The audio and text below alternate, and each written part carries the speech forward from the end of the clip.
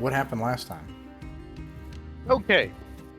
Well, so last time, after the demise of, or the crash of the Scout Courier,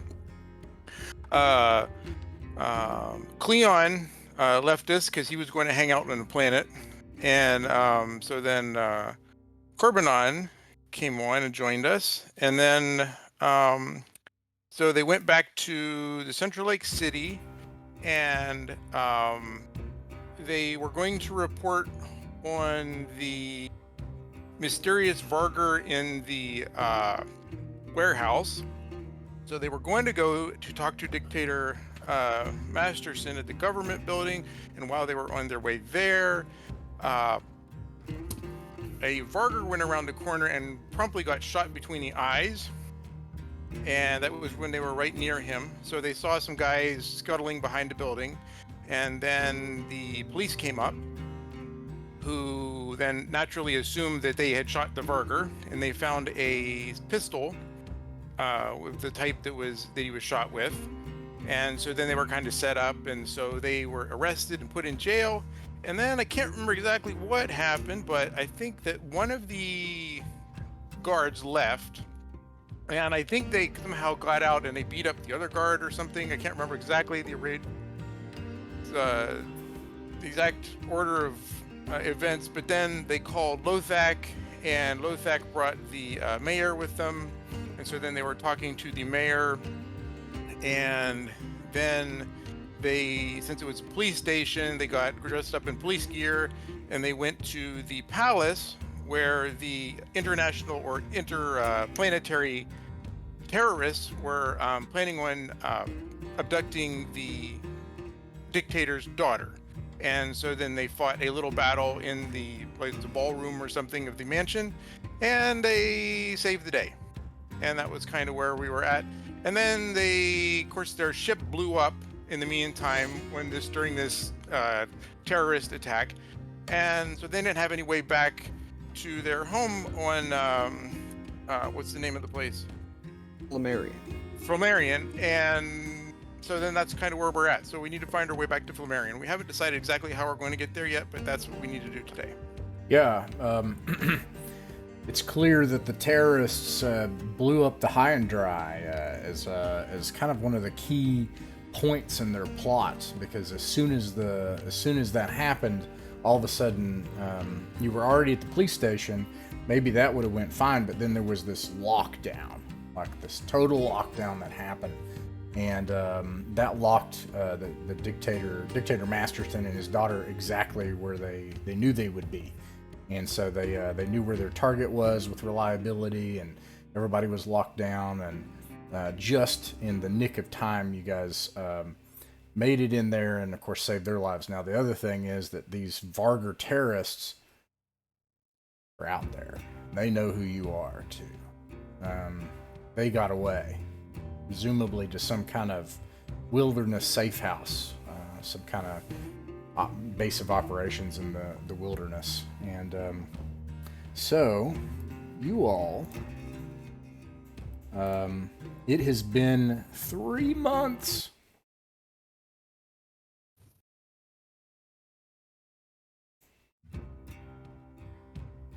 Oops, bunch of drawing. Let me get rid of that. This is very crucial tactical information. It's not gone. What is Foundry doing? I don't know. There we go. Oh my goodness. Foundry's struggling over on this computer. Okay. So, you've been hanging out, eating fish stuff, Startown, Walston, and whatever else you want to do for the past 3 months, because what you typically do as a traveler is you work for a company. That's like the normal thing that you would do. So you waited for traffic to come in to either leave the planet or to try to find work.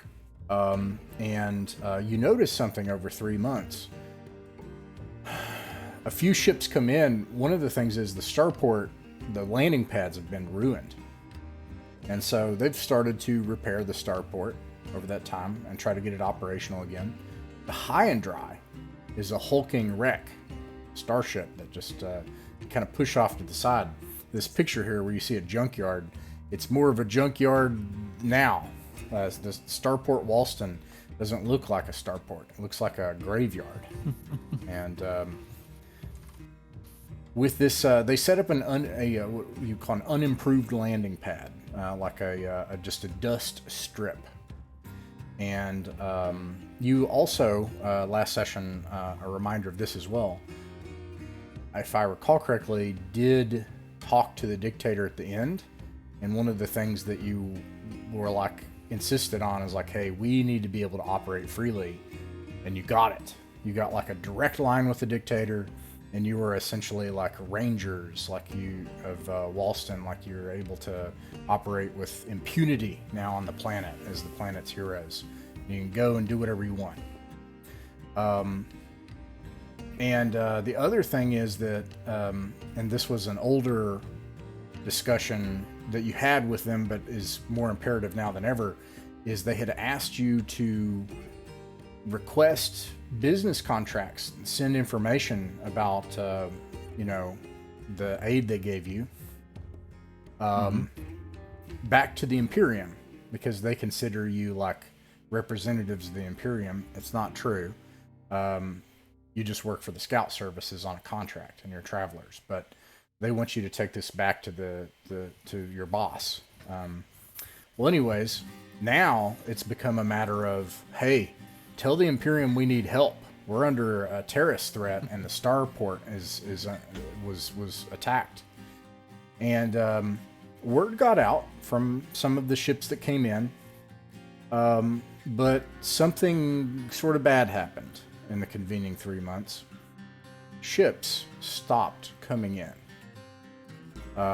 You notice as this happens, now you get word out, and via that, through official mail, this is why it takes 3 months, you get word of a contract from Spinward Salvage.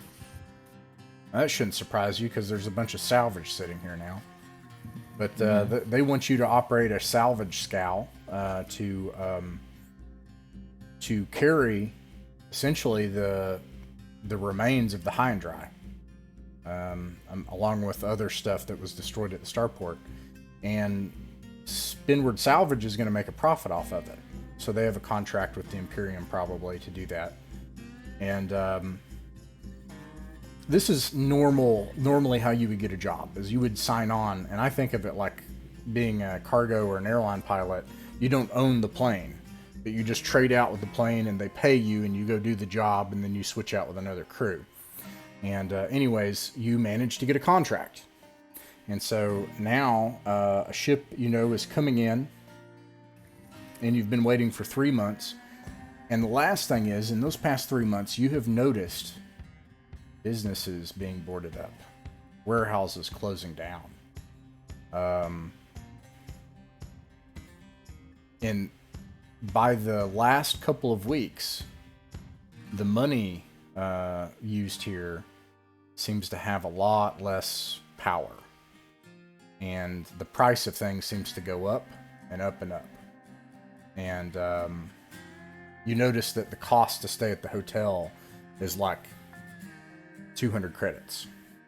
And the cost of food is like way higher than what it was. And there is a abundance of cash, and nobody's buying what Walston is selling currently. So anyways, 3 months comes up, and otherwise Walston remains a sleepy place. There are no further terrorist attacks. A ship lands. It's the ship that you're going to have a contract with. It is the Rhapsody, sometimes called a fat trader. It is about twice the cargo carrying power of a regular free trader. And everybody should have control of it. Let me make sure. Oops. No, they don't. Let me fix that. Okay. Now you should, if you click on it, and I'm gonna kind of present the situation, and then we'll skip back out of it because I have some ideas of how this could go, and I want to see what you all want to do. So, the Rhapsody comes in, lands in the dirt, lands in the dust, nowhere else to land, takes up every bit of space. Not that it matters. It turns around, opens its cargo bay from the backside, and out comes a whole bunch of travelers. And the crew, they come out, and they have like there's the operating crew, which consists of a pilot, navigator, engineer, etc. That's what you guys are going to do. You're going to operate the ship. And then you have a bunch of other travelers who are just muscle. And they're occupying the staterooms. They come out, they start operating machinery to collapse the salvage, and you see the high and dry just get knotted up into a mess of metal and then just get brought in on the ship over the next couple of days. And they load the cargo up with the remains of the high and dry and all of the ruins of the starport. And that's their plan. They're going to sell it. Well, anyways, and then the last person is the company manager. And she comes out and, you know, meets you in the starport, takes her mask off, and she's like, "Well, are you the former crew of that, or rather the crew of that former ship?" We are. All right. Well, I'm supposed to sign you on a contract with Spinward Salvage LLC. Have you already read your contract? Are you ready to sign? We have not received a contract. Okay. Yeah.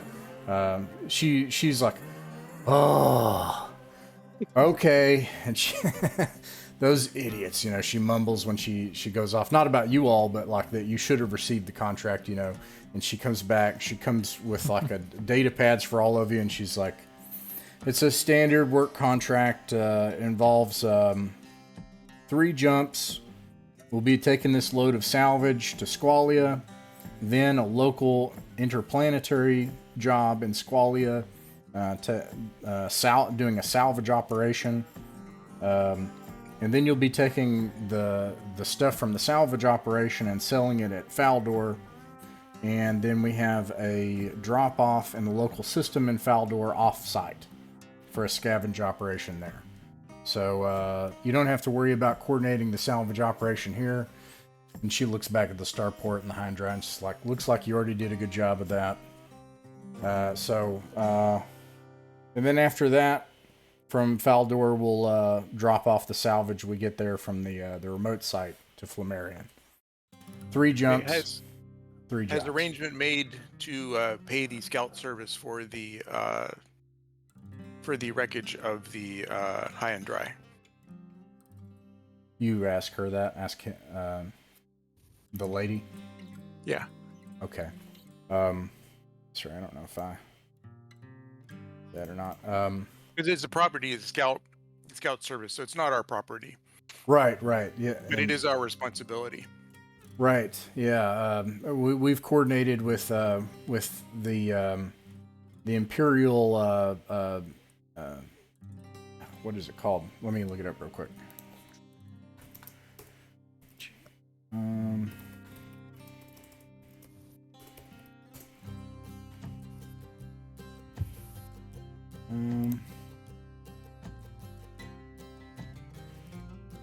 Right.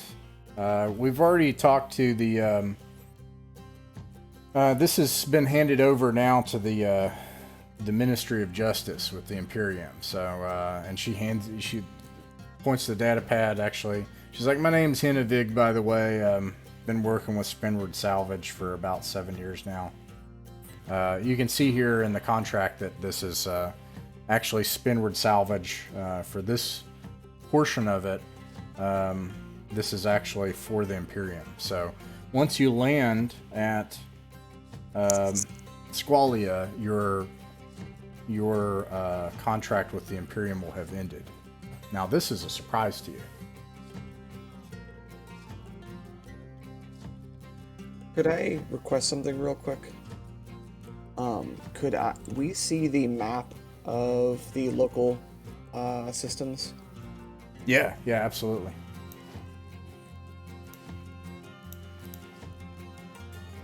This is something that you would have gained access to at the Starport Authority.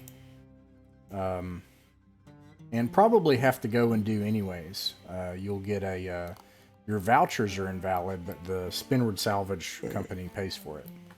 And you're currently Okay, so our lines are still there. What we were thinking was that we were going to be on a little journey from Squallia to Fallor to Flammarion doing all this. But you're saying that at Squallia, our business with the Imperium is over. We wouldn't even need to go back to Flammarion because, I mean, obviously we don't have a functioning ship to return in any case. Yeah, according to the details of this contract, as soon as you drop off the remains of the... so this is basically like authorized salvage of government property. And you have this contract, and it's been worked out via the company with the Imperial authorities. And they claim that it's no longer owned by the Scout Services, it's owned by the Justice Department now. And that it's like a part of a crime scene. And is there any way that we can check up to make sure that's true? Yeah, you do that, and primarily you look at the contract, and yeah, you're able to verify that this is an official contract. So now you're not bound to it. So you know you're a free agent. You could even exit it if you wanted to.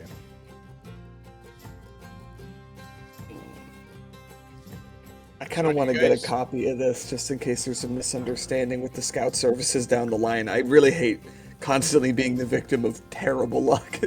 Yeah. Do you have like a data pad? Did you purchase that? I don't think so. I think somebody did. I don't have one. What about a hand computer? Yeah, you have a hand computer. You have to have a hand computer if it counts. Yeah, absolutely it counts. Yeah, so you make a copy of your contract and have it on your hand computer, and it's your copy now. Gotcha. Okay. So what do you guys think? You want to do this? Well, yeah. Good as any chance of getting off the rock. The contract shows that the crew captain, so you would operate the ship is the job, and then you also have to work for the company during this contract. The captain gets paid 10,000 credits. All other crew members get paid standard crew rate, which is usually 6,000 credits, but it can also differ depending on the position that you take, which we'll talk about in a second. This is your monthly salary, so you will 1, 2, 3, 4. This will be your total salary for the job. You'll make the captain will make 10,000, the pilot will make 6,000, navigator 5, engineer 4, and gunners only make 1,000 credits.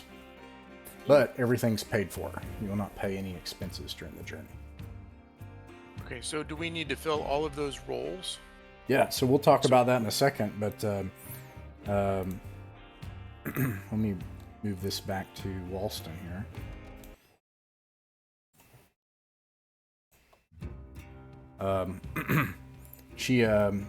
Do you have any other questions about the contract or the company? The interaction between, according to the contract you see, between Spinward Salvage and the Imperium, the Justice Department? No, I just want to make sure that I have the sequence of events correct. So we pick up the stuff here, and then we take it to Squallia, and then we salvage more at Squallia. Yeah, so you'll do a salvage operation, and that'll actually be off-world. You'll do it in the solar system, but off-planet. Okay.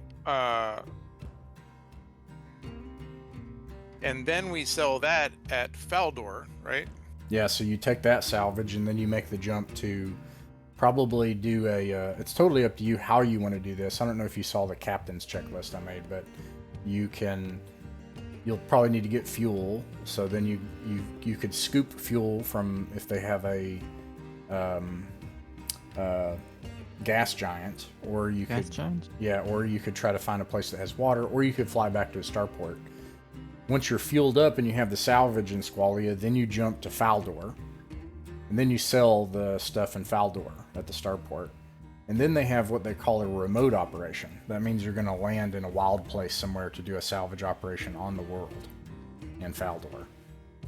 And then after you have that, again, you need to fuel up, and then you're going to jump with that stuff to Flammarion, and you'll sell it there.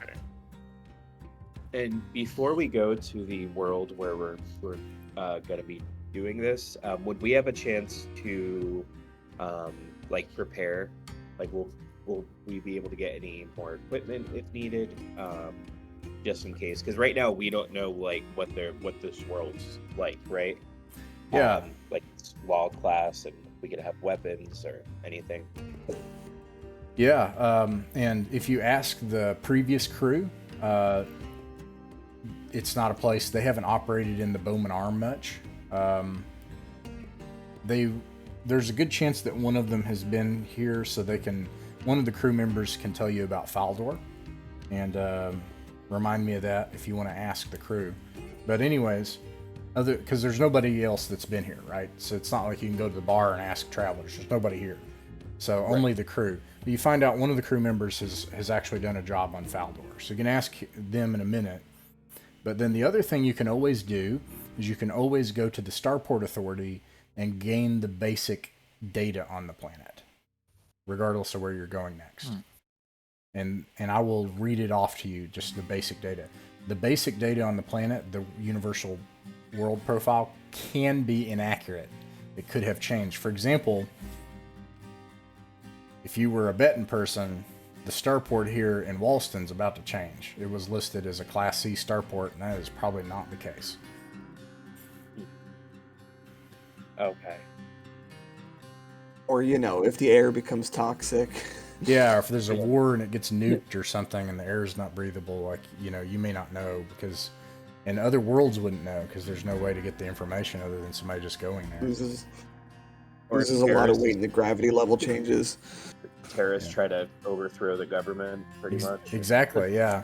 In fact, A lot of paperwork when that happens, yeah. Most of the surrounding Imperium has no idea what happened here on Walston. We should spread the word. Yeah, you could do that. Yeah, so do you... But before you do that, well, no, that's part of that, because you want to review the contract, right? Because you haven't agreed to the contract. I just want to make sure I understand that. Okay, so do you want to know about Squallia? Is that okay? Henna Vig, she says, well, we can pay the other crew if you're having second thoughts, and we'll pay them overtime for double duty and get them back out in space, but. Sure, you could go to the Starport Authority if you want and look around. I guess I'll be here in this do-nothing world, this do-nothing job. She's just like, she's a real, nothing cheerful. ever happens here. She's just like, ugh. We are responsible for at least 30% of the history book of this planet. She walks off muttering, what's the point? Blah, blah, blah, blah, blah, blah, and she's real cheerful buttercup. But anyways, you go to your friend at the Starport Authority. His name is... And the Starport Authority is always somewhere you'll have to go, because you're always going to get the navigation data. Yeah, you're going to need to get the navigation data.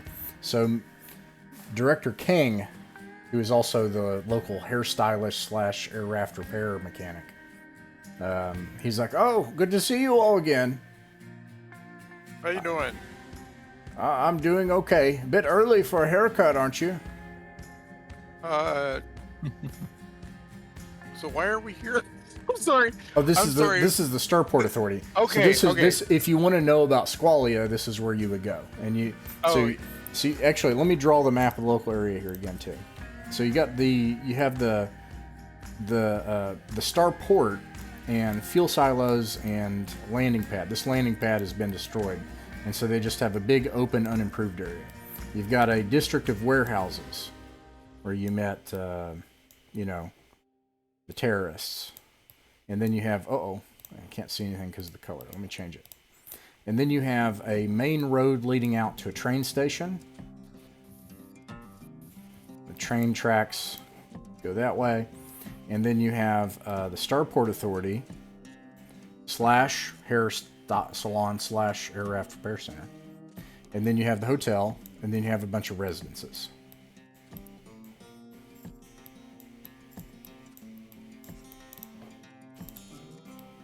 Okay. So, let me put crew on here. So, you met them here. You met the... Actually, I have a cool... Bam, there's the ship.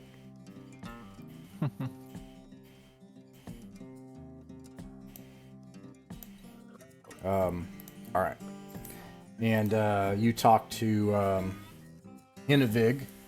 She's your corporate manager. So you have like a manager who operationally doesn't control the ship, but is looking over your shoulder the whole time on behalf of Spinward Salvage LLC. And So she's going to go with us? she's going to go with you, yeah. Okay. Sign a contract as quickly as possible. So, if you wanted to know about Squallia, you would need to go to the Starport Authority where they have navigation data. Yeah, so we'll go there and we'll ask Director King if he can give us the lowdown. All right, you do that. And he says, oh, you got a job off-world then. Yes, we did. I'm glad to hear we that. I can tell you are getting a bit restless here. I understand. Things are kind of slow here.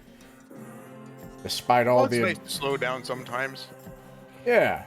Well, let me bring it up. He's got like an old, it looks like a freaking TRS-80, like a monochrome thing. And he pulls up the star chart. And you can actually put this he'll transfer to the Rhapsody. So it'll be on the ship's computer. And he asks you, he says, where would you like to file a flight plan to? Now, flight plans. So every time you go to the Starport Authority, when you get to a new world, you can get the navigation data for where you're going next. You can also file a flight plan. A flight plan informs the Imperial authorities where you're going, which could be useful if you get marooned somewhere or misjump, or something bad happens. You can lie. Now, I don't know why you'd lie in this case, but just so you know, you don't have to tell the truth on the flight plan. Yeah, so we're going to tell them. Does everybody agree? Yeah. Okay. So yeah, so we're going to tell them or give them our flight plan all the way to Flammarion as far as we know right now. All right. Let's see here.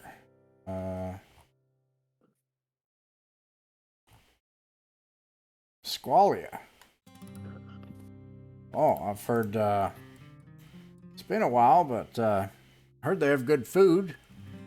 People that have come in have told me that. Do they have fish soup? Oh, yeah. I don't know if it's as good as ours, though.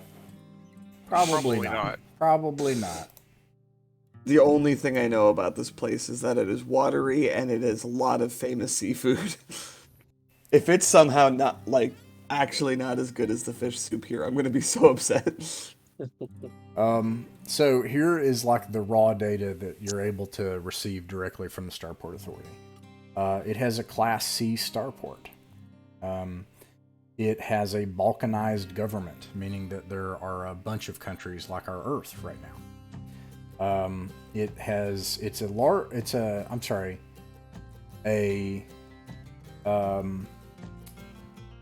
What is it?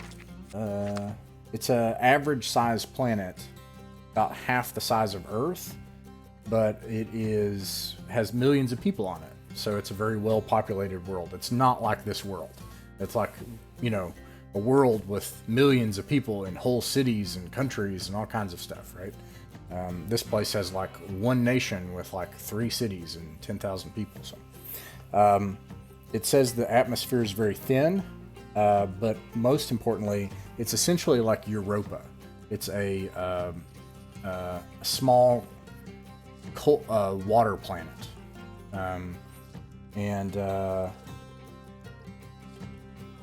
This is interesting. It has an extremely high law level 9. No weapons off the ship. And tech level 9, which is just a bit higher than ours currently. It's suggest anti-grav, but tech level 9 is kind of like early fusion tech, so just ahead of us, 2050s, hypothetically. There is nothing else that you would know from your navigation data that you receive at the Starport Authority. I have a question. If my traveler knowledge is correct, there would be a string of numbers and perhaps letters that summarizes some of those things. Yeah. For the sake of succinct note-taking, would we be able to get those? Yeah, sure. I basically read it off, yes. It's C as in Charlie 438679-9. Thank you. And as needed, I'll decipher each of those in turn later. Something else that's probably important is that, let me make sure I understand this correctly. Yeah, this is important. This is a non-aligned world. And it's almost entirely human. Almost no aliens. Does non-aligned mean it's not associated with the Imperium, or does that mean, what does it mean? Yes, it means that. Now, that could mean anything in particular, and so you're not sure, but a difference would be, and you can see on the map here, the red is the Imperium. So those are officially Imperial worlds, and then you have two other polities that you can see there. This Sword Worlds Confederation is actually currently called the Border Worlds Confederation. It's a sort of puppet government of the Imperium now. And then you have the Darien Empire to the galactic Corward and Spinward. And anyways, Walston is what's called a client state. So even though it's not controlled by the Imperium, it is, the Starport is. And they protect Walston, hypothetically. And none of that is true in Squallia. Squallia is an independent world. Alright, we're on our own, boys, for the next time a terrorist attack inevitably happens. It'll be fine. Not unlike the last time a terrorist attack happened. All right. Okay. All right. So I guess we get our stuff ready and we pull our weapons out of storage and load up, and we're ready to go whenever the next day or whenever it's planned to leave. Are we taking our barter companion with us? Oh yeah, She- Lothok. Yeah, let me. Yeah, do you want to go? Probably will too. Let me It's She been seems like she's eager to come with us. It's been a few months, right? Have we been in touch with her, talking to her about traveler life and stuff, selling her on it, dissuading her from it? So, in a sense, she got fired, but because she did steal the world government car, like imagine stealing Air Force One, you know, and had it destroyed. That was awesome. It was We awesome. probably Give her a medal. that too. Thanks I- to us. She probably got a medal too, right? Like, so she both got fired in probably a diplomatic way, but also she wanted to be a traveler anyway. So now she gets to have that. That was my understanding of the arrangement. So why don't we, since you got the nav data out, we'll talk about crew positions here in a second, and I'll show you around. Hina Vig, she's like, let me show you around the Rhapsody here. You probably come through the cargo bay. This thing has a gigantic cargo bay. I think it's like 400 or 500 tons of cargo. 400 tons of cargo. So the whole bottom belly is just a massive, huge bay, and they've loaded it up with salvage. It's just full of condensed metal and junk everywhere. It's not letting me draw, but like just everywhere. Anyways. Oh, it's not going to let me do it. Interesting. Well, anyways.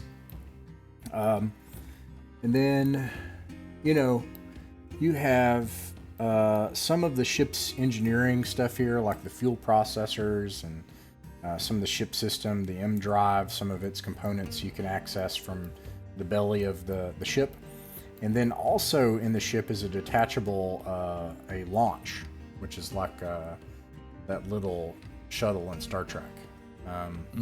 And you can take that out if you ever need to not actually do an entire landing operation, but you need to actually leave the ship for some reason.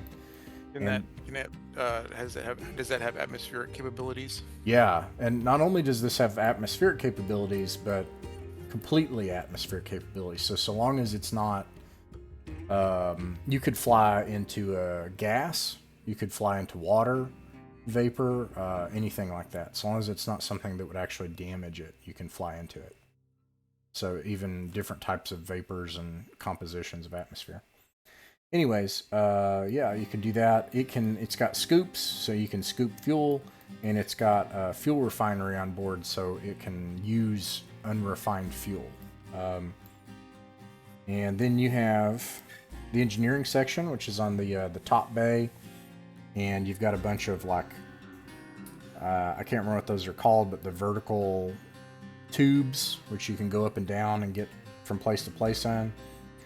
I don't see it. Actually, this is probably it right here, but there are also 2 gun emplacements, 2 laser cannons. You have a whole bunch of staterooms. Now, these staterooms are all occupied by crew members, which you have rank over. They're also just corporate employees, but they are not like you. They're not trained travelers. They don't have pilot 1, engineering 1, etc. These are people that do all the salvage work. And I have them all in their kind of positions except for one person. Let me get her.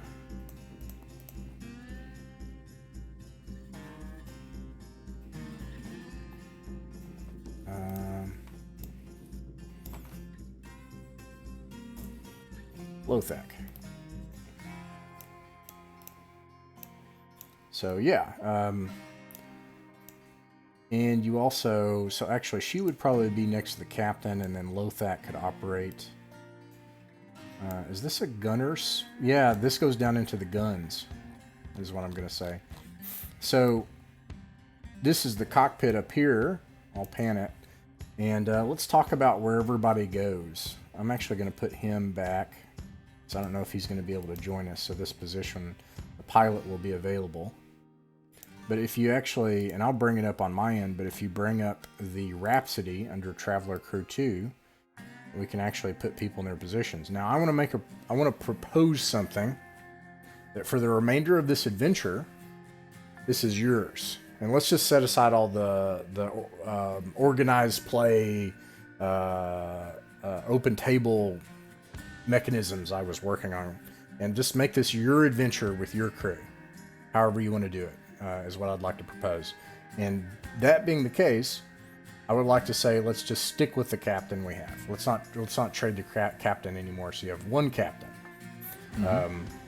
And Dex is the captain tonight. So I proposed Dex, but it doesn't have to be Dex. I also know that Perseus was acting as navigator. I remember that. Your pilot's gone. But, you know, if you have a Dex higher than 9, like if you have Dex 10, I'll give you a bonus to pilot checks. That's something to think about. And that's true of everything else. So engineering or navigation, education or intelligence higher than a 10 or higher, you'll get a bonus. So these kind of technical jobs, your attribute will matter. And then if anybody has like pilot 2 or engineering 2. So what do you all think?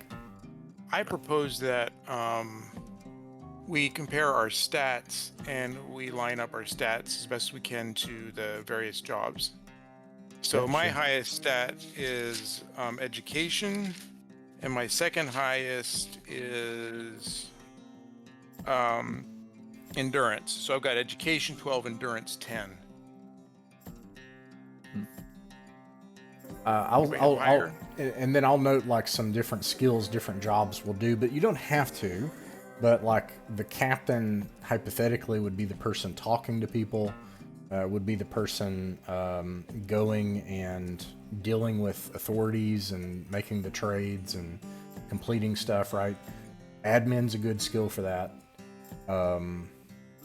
Social's a good stat for that. Clearly, we should put Lothak as our captain. Definitely. I'm totally cool with it if one of you guys wants to be captain, because like I like planning stuff, and I like planning and thinking about possibilities and stuff like that. But as far as actually talking with other people and making deals and stuff, somebody that has a higher social would be better. Well, it kind of would work well for me. Besides the point, the planning stuff, I'll definitely will overthink that. But I have with social of 12 and admin 1. That is actually My really social is pretty low, but I would feel very comfortable, at least in the position of captain as a player. If I weren't that, though, at least on the high-end dry, I was engineer for a brief but impressive moment.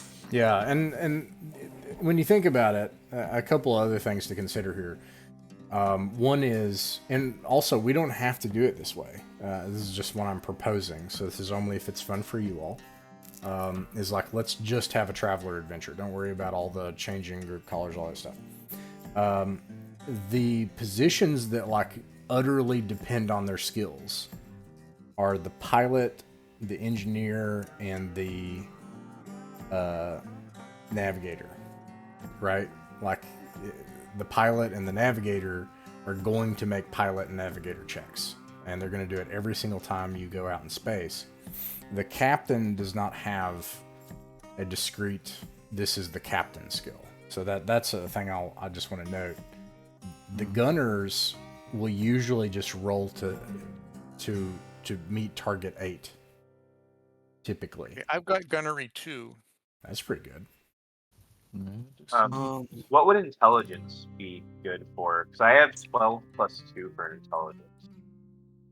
Engineer would be good. And does anybody have engineer too? I'm double checking. Okay. We all have 1 by default. And plus books, it makes sense because he's books, and that's what he was known for, and all his mechanical stuff, Yeah, yeah. I could, I'll volunteer to be engineer if everyone's cool with that. What by again giving bonuses on, because I also have endurance of 10, so could jump in one of those. Endurance, it matters when it matters. Endurance is like, as we've seen, if you're in a grappling fight where you're trying to overcome somebody physically, or if you are unconscious, or like different things, or how long you can survive. These are things that have come up an inordinate amount because of the adventure we were playing, but they matter a lot when they matter. How long can you survive in a hard vacuum before you perish and stuff like that. Let's see here. So engineer, books. Okay, so Books wants to be engineer, and Chapman. So would you like to be the captain, or because I'm willing to do it? That's what I'm leaning towards, and I'm looking at Corbinon's skills, and you have navigation 2, right? Oh, I completely overlooked it, but yes. Does have navigation too. Because I don't think any of the rest of us do. So then he should be a navigator. The funny thing is, and this is why, no I offense don't to know how that even happened, but apparently I do have it. the funny thing, it's kind of like real life in some ways, is that like the person in charge is sometimes the least important because if the person piloting the ship can't come through, nothing else really matters. And what the navigator does is every time you go into space, you will make a check every single time, and you'll make a check to do a misjump. And so if you fail the check, now it's very, very unlikely. I think you have to get a 12 plus. But if you roll a 12, then you've misjumped and poof, you appear somewhere else off in the black of space instead of where you were going. Or you may appear in a different part in the solar system or something. We'll cross that bridge when we get there. But it's obviously very important. So yes, navigation 2 is... What's your intelligence, actually? Intelligence, that's an 8. It's okay. And then education's okay. Well, Nav 2 will give you a +2 to that check. Now, Jackson's very strong and has a high social score, but we could just make him a gunner because then he'll be paid less than the rest of us, and that's what he gets for sleeping on the job right now. He wasn't feeling well tonight, yeah. I hope he feels better soon. Let's see here. Corbanon would be the navigator. I wish... If you actually bring the ship up, the fun thing for me is you can click and drag people into holes. You just have a regular traveler as a medic. And it sounds like Dex is going to be a gunner, right? Because you have gunnery too. Well, I said like I would be the captain if you want me to be, but I have the gunnery too, so that would probably put me at the best, you know. And I will be in the least important position, Captain. You will unfortunately be in the most important position. Unless somebody has pilot 2 or has a high dex. And then I would suggest somebody be the pilot. If you have a dex greater than 10. Loethak is like a professional pilot, basically. There you go. Okay, that's a good to be point. the pilot.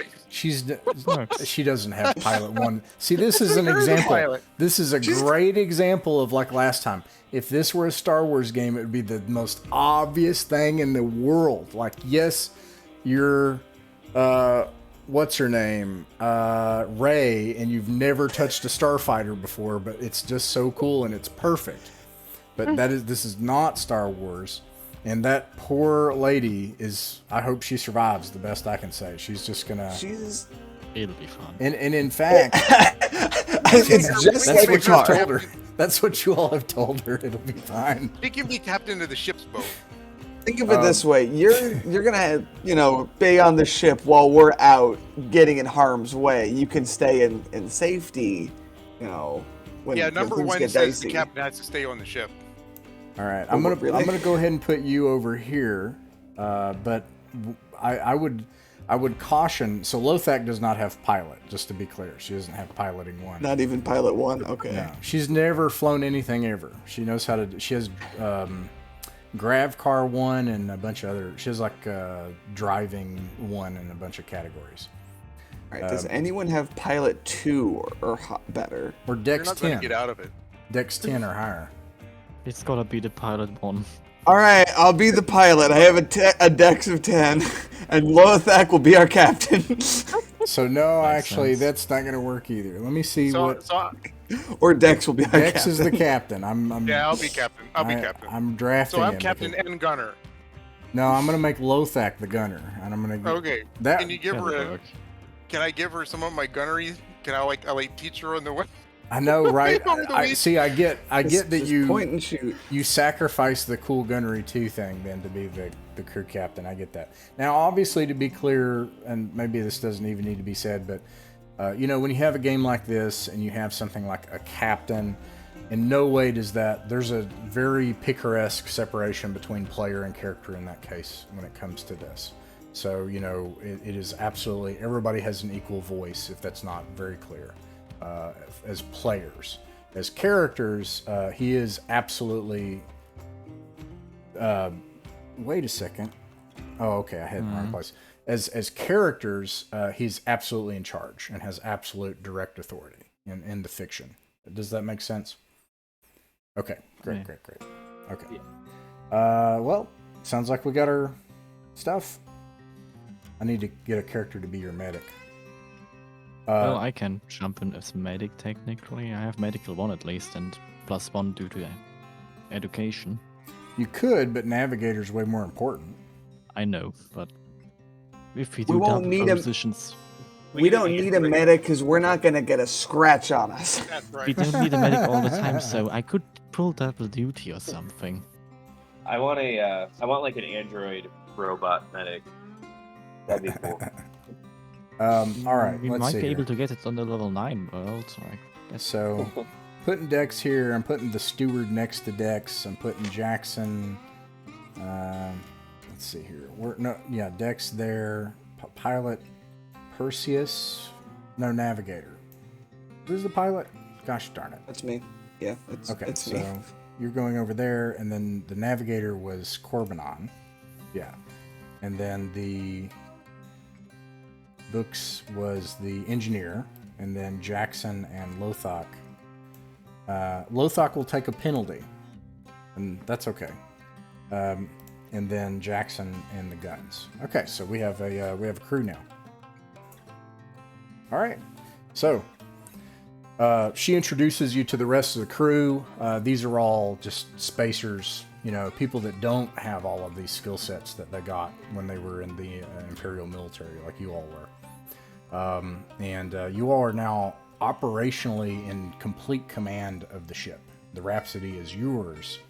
And she tells you as much. She's like, I know I probably don't need to tell you this, but the Rhapsody is yours. If you have jobs that you're able to complete in between assignments, then you're free to use the Rhapsody for those purposes, keeping in mind that you'll be responsible for whatever happens with the ship.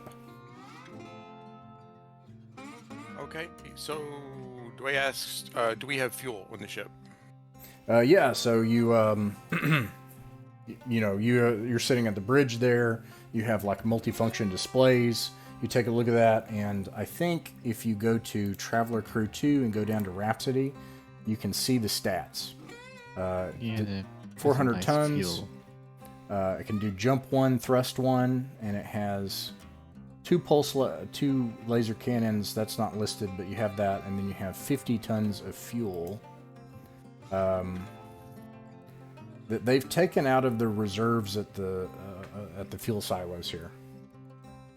So if there is an issue with supplies on the ship, you're going to have to help me out with that. As far as knowing what we need and when, and we'll do what we have to do to get it. Okay, so I guess we're all ready. We got our weapons back from the weapon lockers.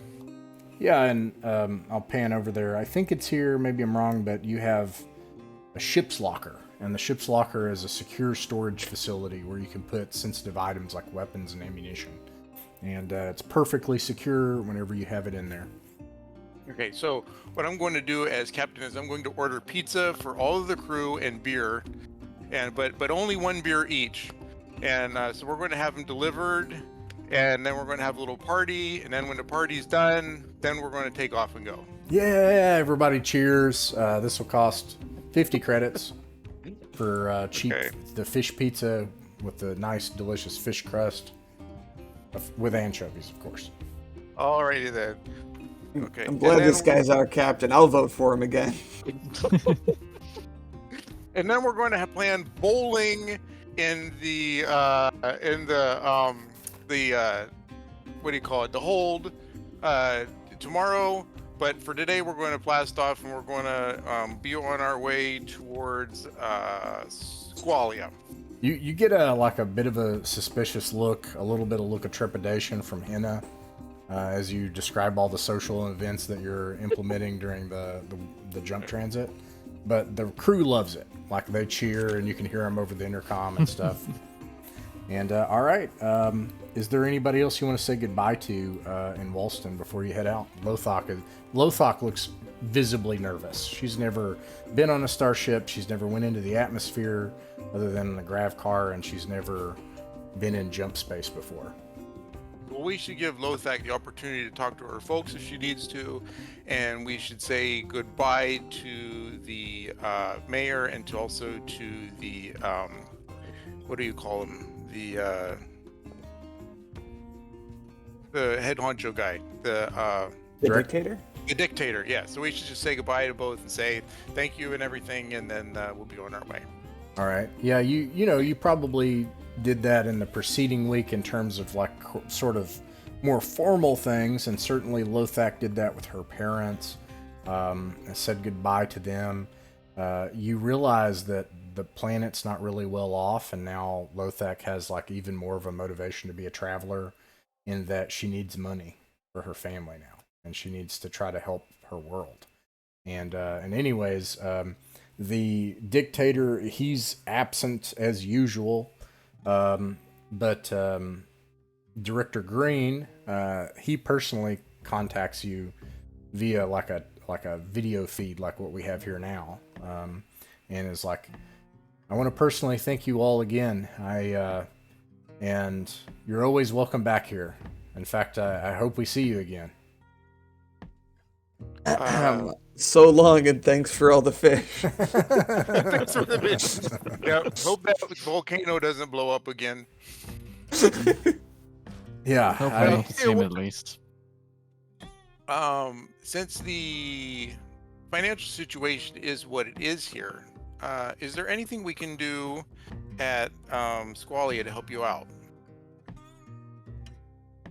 There's any flyers you want us to pass out, Mhm. right. Coupons or... Yeah, the biggest thing,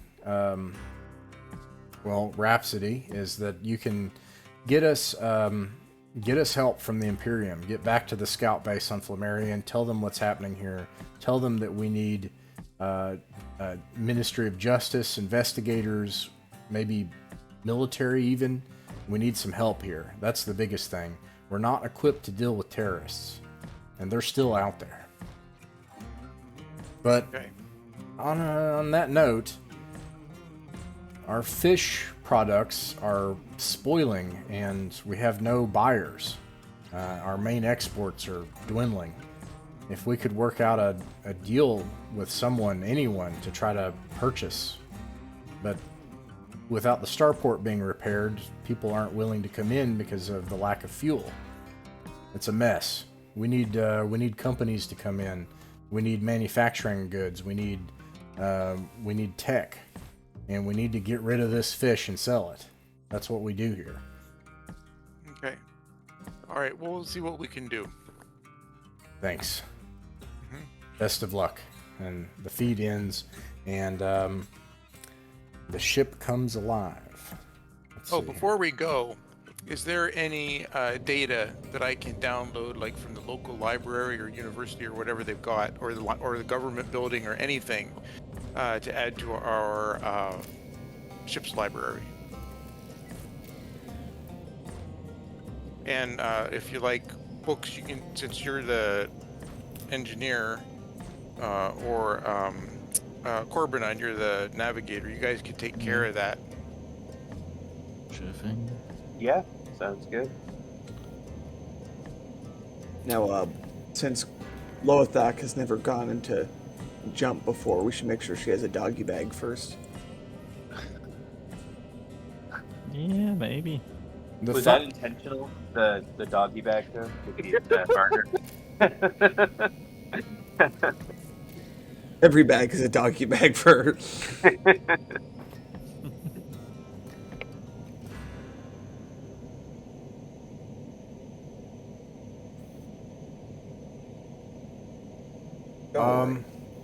I'll pilot this thing real smooth sailing.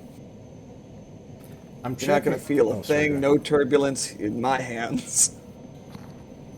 So this is the fun thing about this this setting and how it works. It's almost incomprehensible to us, to me, I think.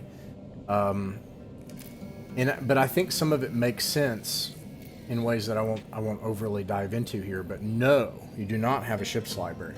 This ship has a ship's computer 1, so it has crucial programs, but very few. It has 4.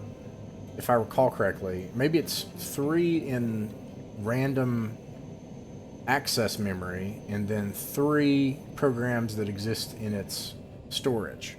And you actually have to manually choose which programs at which time, and it takes time to switch programs. So, for example, You're running Apollo 11. Yeah, you have a program, for example, to be able to do navigation and make jumps, and you'll need that active in order to make the jump. But then when you're not using it, if you want to have, for example, maneuver drive, you have to have maneuver drive active, or else the ship won't fly. And I don't have all of them, but I'm going to actually say it does not have ship's library because many of the other programs are so crucial. For example, the ability to even return fire with your weapons is a program.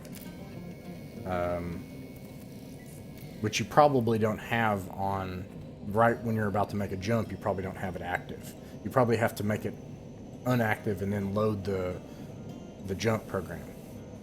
why do you feel like we actually are switching floppy disks for each program? Yeah, and I think of it differently than that, but I know what you mean. But yeah, so yeah, that's part of it. Is it doesn't have there's not some kind of onboard internet or big encyclopedia of stuff like we have. Yeah. Now, obviously, there's not going to be radio out in space, but I'll just go ahead and upload my mixtape. Just put that in there so we can have some jams. Tape number 1. Yeah. Put in a cassette tape. It reminds me of that movie Iron Eagle, where he always had like the cassette tape player in his F-16. For some reason, this teenager had an F-16. Anyways. I'm just thinking, this came out in the 70s. It's like Aliens, so everything runs on cassette technology, Yeah. including the computers. Yeah. All right, so let's see here. Let's look at the captain's checklist. I don't remember either, so let's see. Departure starport. You've loaded everything. The first thing is you take off. I would imagine, as a matter of standard operating procedure, or would suggest, everyone has vac suits on. Every single person on the ship, and any active crew members at a minimum have weapons on, in case so you have to always make it a certain distance from the planet in order to safely jump, and that creates a band range where pirates could interfere. And you have to make a decision: do I dive back to the planet? Do I submit to the piracy, or do I try to endure the attack long enough to get to jump? Anyways, Okay. so you start lifting off, and you start heading out of the atmosphere until finally you're back in space. And As we take off and we're back into space, what I want to do is I want to have Navigator Corbinon search for ships local, because I'm concerned that there might be terrorist ships orbiting the planet, either waiting for somebody to take off or leave or something, to give information so that they can be boarded or attacked or whatever. all right. Just want to make sure the coast is clear. Now, I've decided with these that I'm going to make these player facing. So I'm going to have you all roll all these things. So this roll is to determine if you find a ship in space. It will occur on a 5 or 6. Roll a d6. Alright. And some other things that you would know as you're doing that is you would know that at thrust 1, it's going to take you 5 hours in space to get to a safe jump distance.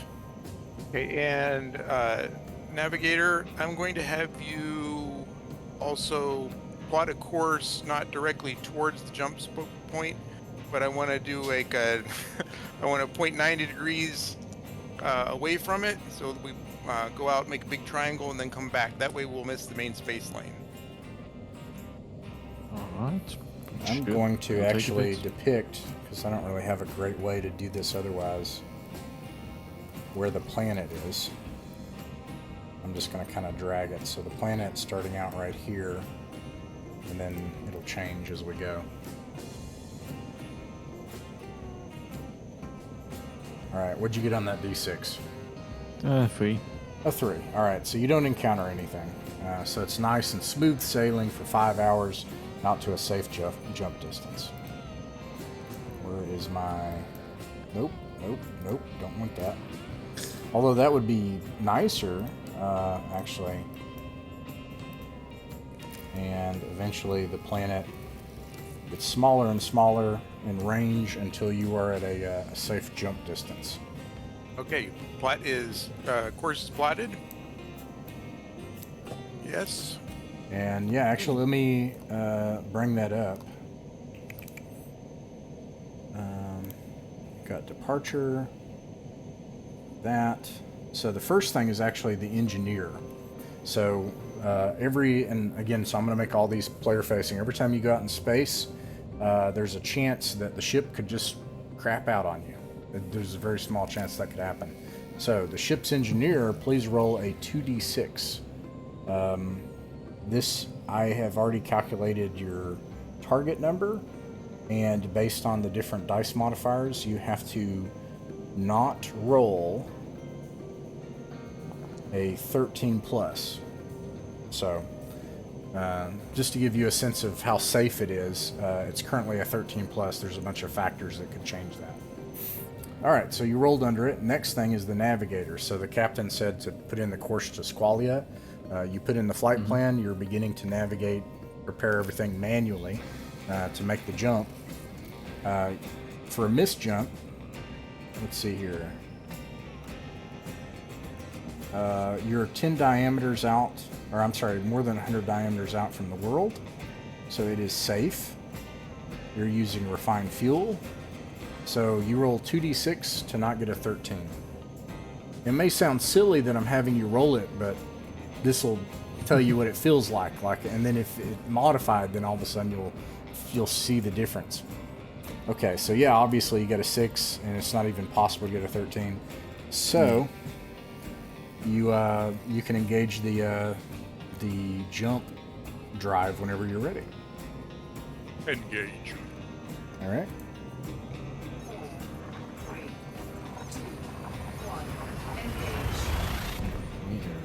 And you enter jump space. You can see kind of like this this thing right here. Gosh, I don't really want to change the music. Well, I'm not gonna change the scene, but you can see this just radial display of changes of colors and stuff as you have a different reality you are now riding in, a kind of mini universe as you are now traveling, and it will take you 168 hours, assuming that you did a good jump calculation. And while you're in jump, we will check to see if there's any, and I won't always talk through this, but I figure since we're doing it the first time, we will. We'll do a check, and I will do this check. I'm going to see if anything strange came on board in the salvage. Got a ton of those Walstons with us. Yeah, like a nest of Shading or Walstons something. got brought on board. They're breeding as And they we just speak. they exploded out of it. Well, it didn't happen. So like several days go by, nothing happens, and then I also make a check every single time to see if someone is smuggling drugs, of which there is an entire chapter dedicated to. I'm sorry. I thought, we needed an extra buck. It doesn't seem like anyone is, and for drugs, Yeah, man, stop doing that. it has to be a 16 plus. Drugs are I think a I'm huge sharing. deal. Like drugs are like the FEV virus and stuff, and like can change your, give you superhuman powers and psychic powers and stuff sometimes. So nobody's doing anything crazy like that. And so here you are traveling for a week. You have your social activity over in the cargo bay. You push all the cargo off to the side so that you have like a bowling. Oh, gosh darn it. You have like an area where you can go bowling. The crew loves it. Everybody's having a good time. Now, you have a week to yourselves in jump space. No is a perfectly fine answer to this. Is there anything that you want to accomplish in that week that I should know about?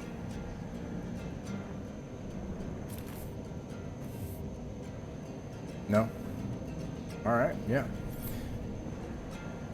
This is probably, let's see how well it goes. What did you roll on your navigation check for a missed jump? You mean the last one I rolled? Mm-hmm. That was a 6. 6. Okay, so it was really good because you want to roll low. Okay, so it goes so well. You actually make it early.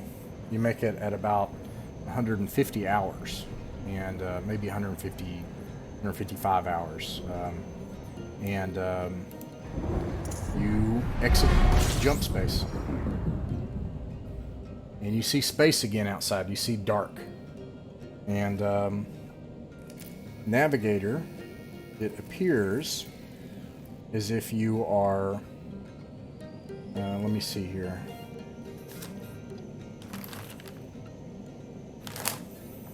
Let me see how close you are. Navigator, you are...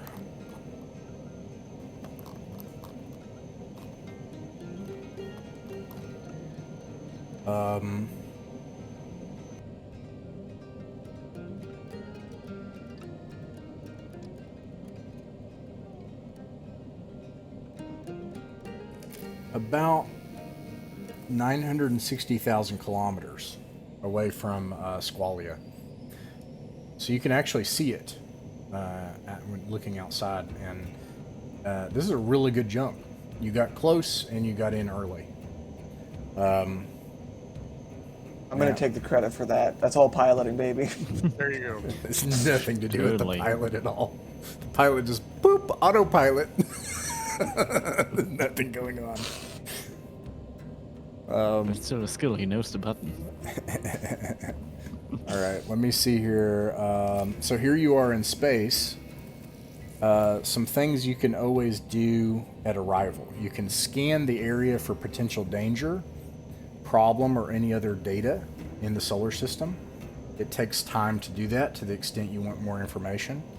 You could also go cold. I'm not sure why you would do that, because then, but if you go cold immediately, ships won't find you. Anytime you run cold and turn things off. And a thing of note is it's Newtonian, right? So like if you have been accelerating at 1G for 2 days and then you just go cold, you're going to be going at the same constant velocity that you've achieved, right? So it could take longer, but if you took like 2 weeks or something, you say, all right, accelerate us for 2 hours, then go cold. That might be if you're trying to sneak into a system, right? But anyways, anytime you're cold in this game, no one can see you, period. They cannot see you. It's impossible to find a ship if you go cold. But if they already knew where you were, that doesn't help you. And anyways, you could do that. You can scan the area and then set course in the in-system destination. So, for example, when do you want to go to a gas giant? Do you want to try to go somewhere else first? Do you want to go towards something and scan it first? Or do you want to just go to the planet? So these are all decisions that you make as soon as you come in system. Are there any moons? Do you want to do a scan for the solar system to see what you got? I just want to do a visual scan. And you know what? No, I think that would be known, actually. I think you would know that data from the Starport Authority from before, so I apologize. You would know that this, based on the data that it has, so this is unlikely to change unless something catastrophic happens. There is Squallia, and it has 2 planetoid belts, 2 asteroid belts in the solar system, with 5 other worlds. Oh dear. Okay, what is the law level of the worlds? The other worlds are uninhabited. This is the only inhabited world in the solar system. You guys want to split That you those know up of. for ourselves? What I was thinking is that I was thinking we should go and get fuel first at the giant. Would you guys be interested in doing that? If we Not need it. particularly. Well, I would hold on. Yeah, if we're like they both said too, if we're in need of it. Well, because my thought is that way we can get away quick, and that will be topped up. Yeah, sure. And what are we at now? What is the formula for that? I might be wrong, so let me. Oh no! Some traveler person's gonna scream at me on YouTube about this. I can't remember off the top of my head. But here, I'll just make a determination real quick. But this is also the part that matters. You can only do 1 jump, and then you can maneuver for about, I think it's 3 weeks of maneuvering or 4 weeks, and that is as much maneuvering as you want. And I'll tell you what that is because I can't remember. But I'll say that it's half your fuel. So you're not going to be able to jump again, but you can maneuver for like 3 weeks straight. And Well, it if takes a everybody long wants- time to get around the solar system. Sorry. Right. If everybody would rather go to the planet, we can go directly to the planet. That's what you'd like to do. All Well, the right. planet is fairly close and they will have fuel there. it will take you 316 minutes.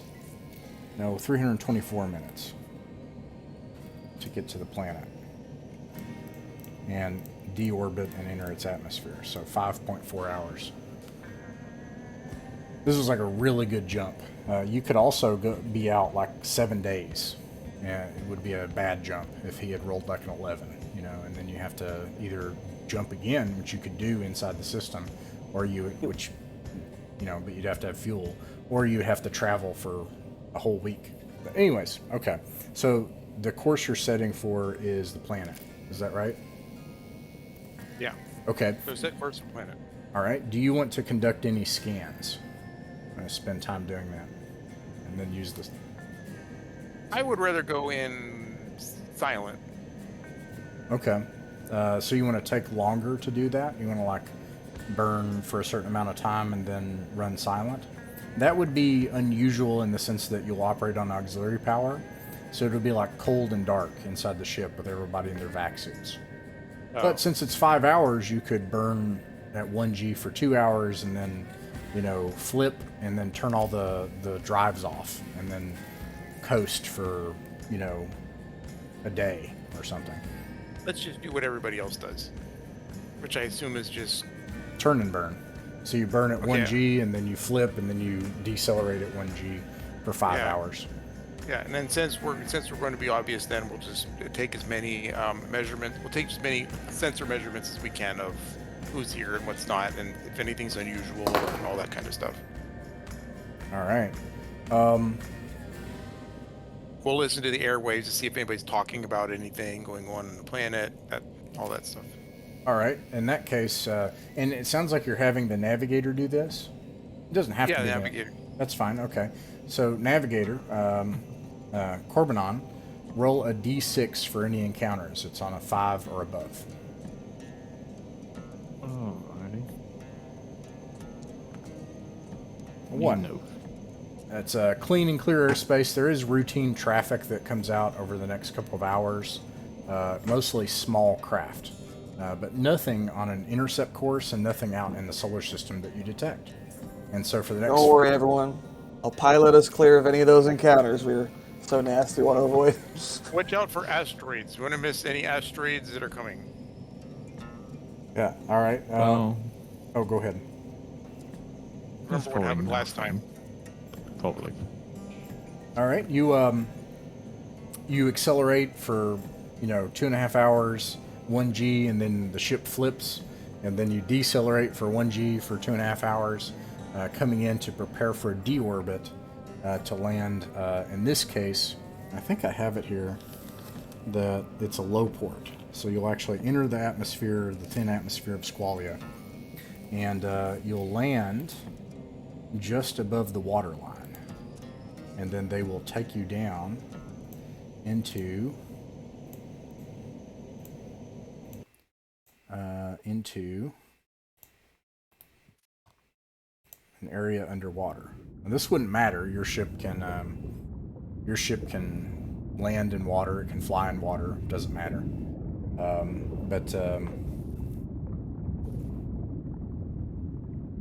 They ask you, for clearance to land, and if you ask for that clearance, you're permitted in. They see that you have, that you're a salvage, Spinward Salvage ship, and you're brought in. You land. There's stuff that clamps onto you that brings you in to a domed structure, and you can see outside that there are like tons of these domed structures. Like, this is how they live here underwater. It's basically a, oxygen generated underwater colony that they live inside domes. Let's see here.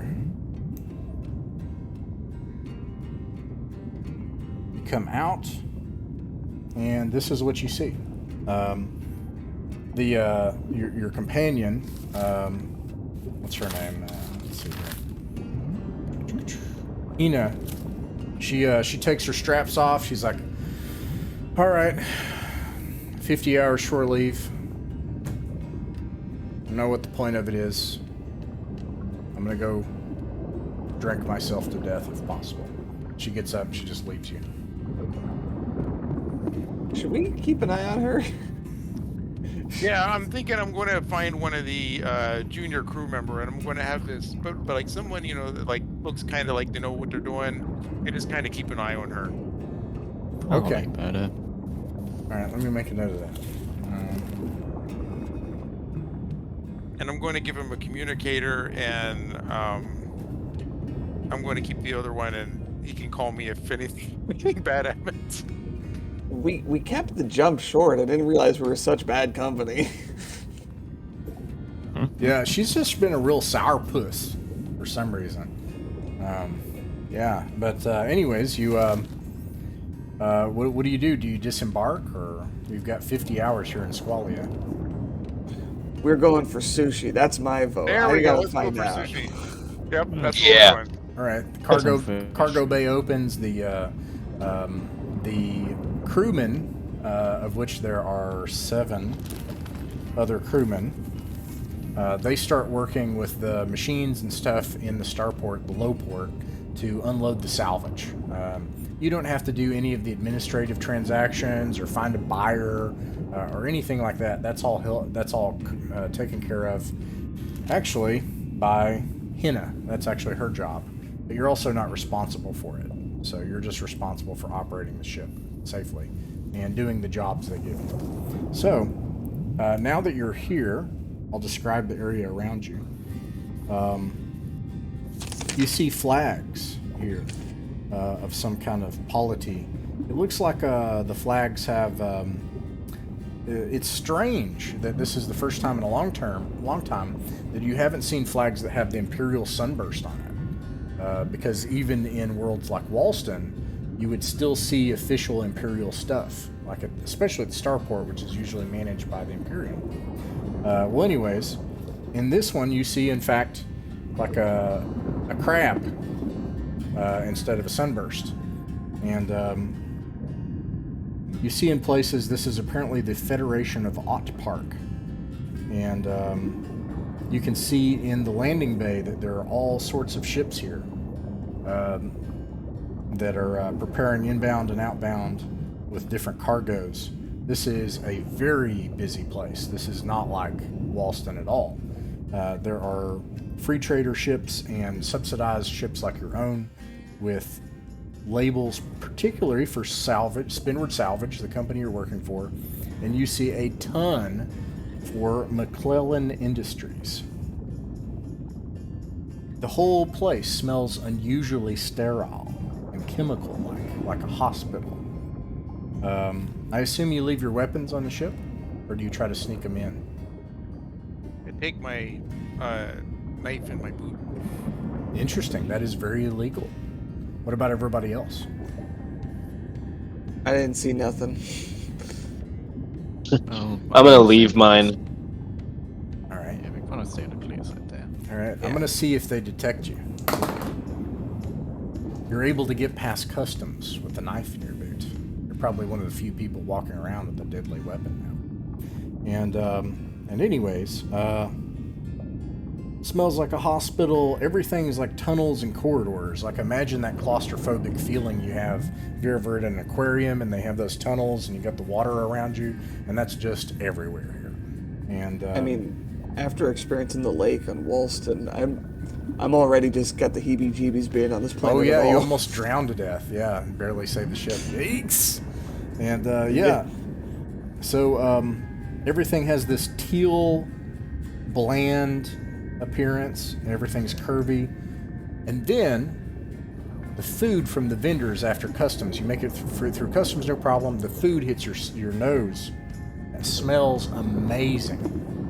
I mean, like, really good, not gamey. It smells like processed seafood, or at least good to my tastes, I suppose. Processed seafood. I like seafood. I don't like it to be gamey, and that's what this place is like. And yeah, there's sushi joints.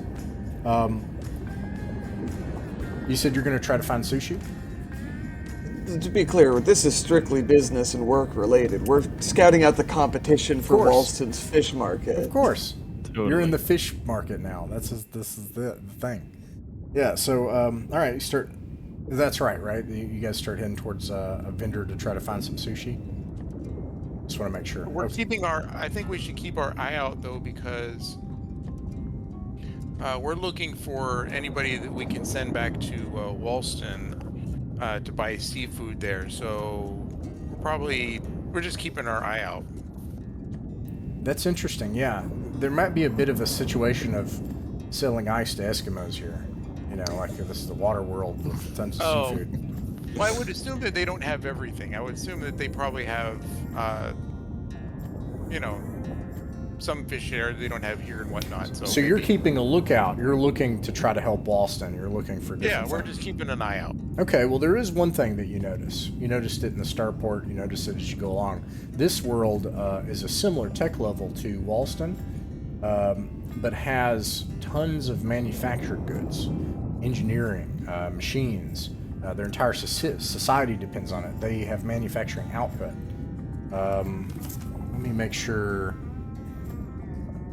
I'm not crazy. Just make sure I'm not crazy. I'm wrong. They probably don't have enough for Walston. I'm wrong. You look around and you get the sense that, and this isn't something new to you all. You've been trying to survive out here on the Imperial frontier for a long time. And all of these worlds could do with more tech. And there's this problem where society is sort of decaying out here on the frontier. So you have engineered goods and robotics and stuff here, but it's clear that they need every bit of it, and they're using it for their own fishery output, for stuff they need to export. Although it's clear that their exports are successful, and they have output. You got a bunch of ships on the dock. Well, they may have merchants here then that are supplying food to elsewhere that may not be able to get enough of it here, that maybe they would go see Walston as an additional source of food to sell. Yeah. Okay. Yeah, those are great questions, by the way.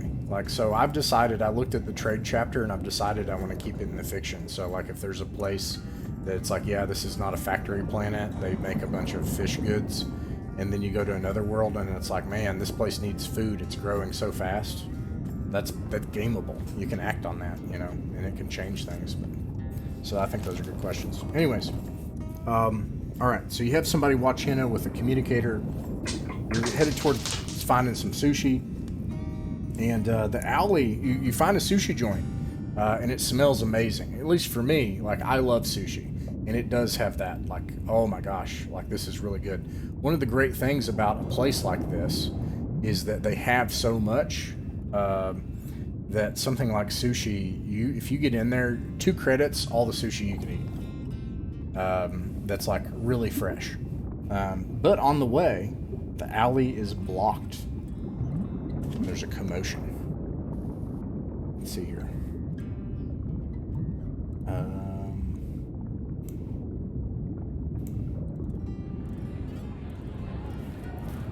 Alley's blocked by commotion, and there's a soapbox pundit. Somebody's standing up on something, and he's recording. You can see to the local intranet, and he's like, "The Odd Park is conspiring with a bunch of off-worlders, and they're gonna come in here, and they're gonna take advantage of this place, and they're gonna take over, and eventually the Imperium's gonna come back here with its wars." And he looks over and he sees you all. You've got the metal, cyberware on your face and on your ears and stuff. Like them! Like those outsiders! And the crowd turns back towards you. Hi! Hi! It's Hello, They're gonna strip us of our resources! And, and then the crowds start to kind of crowd in around you, as it were. And you have a lot of attention here in the crowd. And he just keeps ranting about how off-worlders are causing so many problems for their people, and the government of Odd Park is in on it and everything.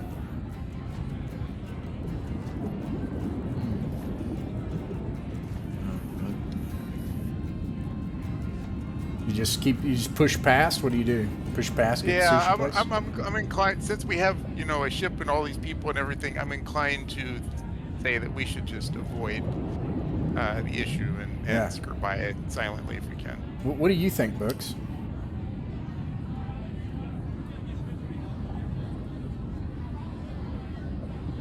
Big Books fell asleep.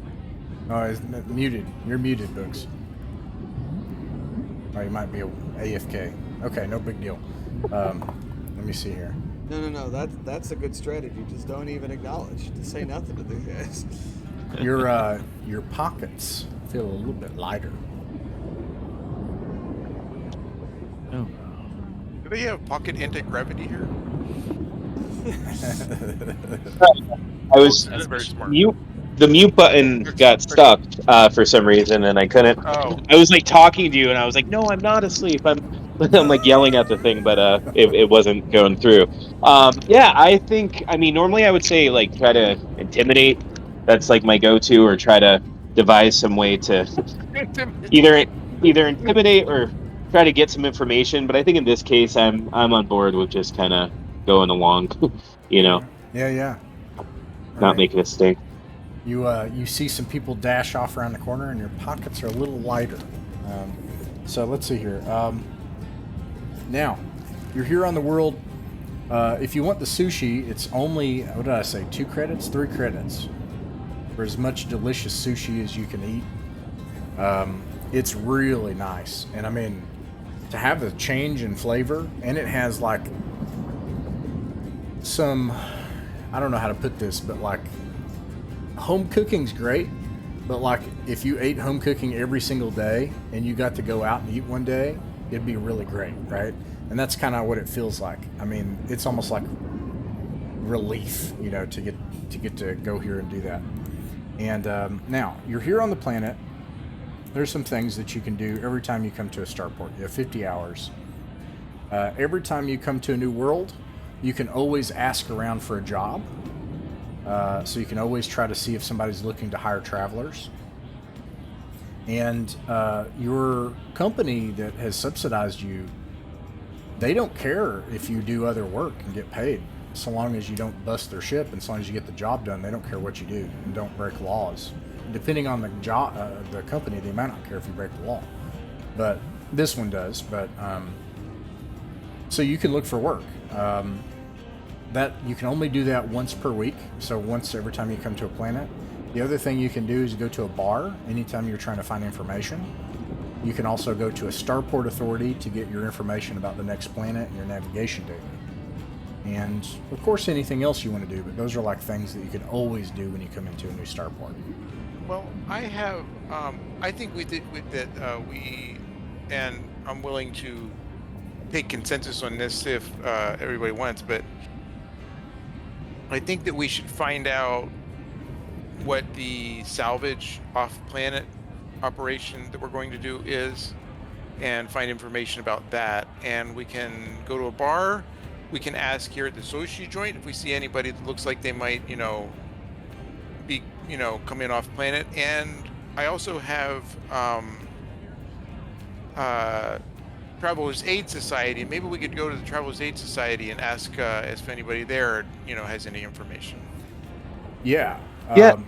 Oh, go ahead. Sounds like a plan. Oh no, I'm sorry. I was just gonna say that sounds good to me. I think it would be nice while we're here to, like, if there is a, you know, if we could look at the job board or see if there's something small we could do, especially if it goes along with, like, you know, our mission as it is. But at the same time, it's probably a good idea to get a sense of what exactly we'll be doing and gather as much information as we can before we bring in anything else. Okay, so do we see anybody in the sushi joint that looks like they might know anything? Not really. Not in the sushi joint, no. Okay, so but- let's head off Okay. to the Travelers Aid Society and then the bar. Yeah, afterwards. and this might be a newbie thing. So I've read the book about the Traveler Aid Society, and I'm I might regret this later. I might change it, but this is my thought on the Traveler Aid Society. It's like a major benefit when you get it in character creation. Like it's hard to get, and I think you have to pay 1 million credits for a lifetime membership if you don't get it in character creation.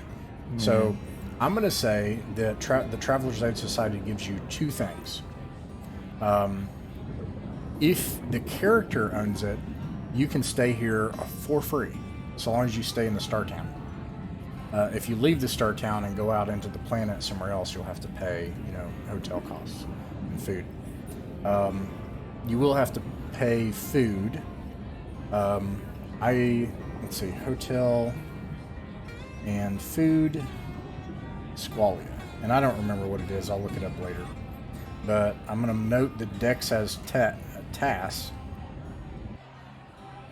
No hotel. So you're able to stay there for free. The other thing I'm going to say that you're able to do is the Traveler's Aid Society has travelers, which is huge. So you don't have to go around looking for them. You know where they are. You go over to the Traveler's Aid Society Dex, you have like a really nice, if Spartan hotel arrangement that you can stay at here. And you can ask, there are tons of traveler crews here. And you know that they're well off because they have the TAS membership. So I'm going to say that you can get a number of rumors every time you come here, and you can ask around and find what you want. Okay, so let's ask around. So you got 6 rumors. So you can ask 6 specific questions to different crews hanging out here over the next several hours. And you can share the wealth too if you want other people to ask things too. And this is different crews that you meet. And by a specific question, I mean you could ask, what's it like on Faldor? Which, remember, Books, you ran into a crew member because I think you asked that question, so you can still ask that of the existing crew member. Or another specific question would be, how could we make money trading out of Squallia, or something like that. I don't know if that makes sense, but what a specific question, Okay, so I would say that let's ask. Everybody can ask their own question, and then based on what we find out, we'll ask another question. Awesome. So we got like 1, 2, 3, 4, 5. You said 6, 5. 6. So you get 2 more, 6. but we'll do the first 4. And also, Books, you also met a crew member on board that knew about Faldor. Yeah. So I'll let you guys go first.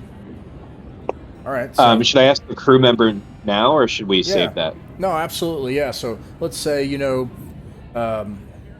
you just wait till you get some time with them. They get done unloading everything. They were working everything. They come. You let them in on some of the sushi. They're ecstatic. They're stuffing their face with sushi, and they tell you whatever you want to know. What do you ask them? This is what is this person's name? Name's Quill. Quill. Yeah, Quill. So Quill, I hope you're enjoying your sushi. Keep on enjoying it. Have as much as you'd like. It's on us. Now, Quill, I understand you know about Faldor. What do you wish you knew before you got there? Like, if in retrospect, what would you want somebody to tell you before you went to Faldor?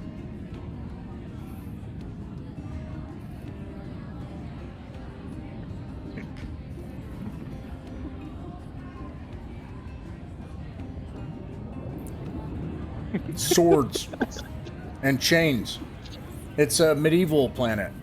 They have some flintlocks, but the whole place, like castles, lords, but vestiges of their old world still there. They even have a factory that still works. They pump out chemicals from the atmosphere. They don't even know how it works anymore. It's like a secret religion to them, and they just know that they get things from off-world.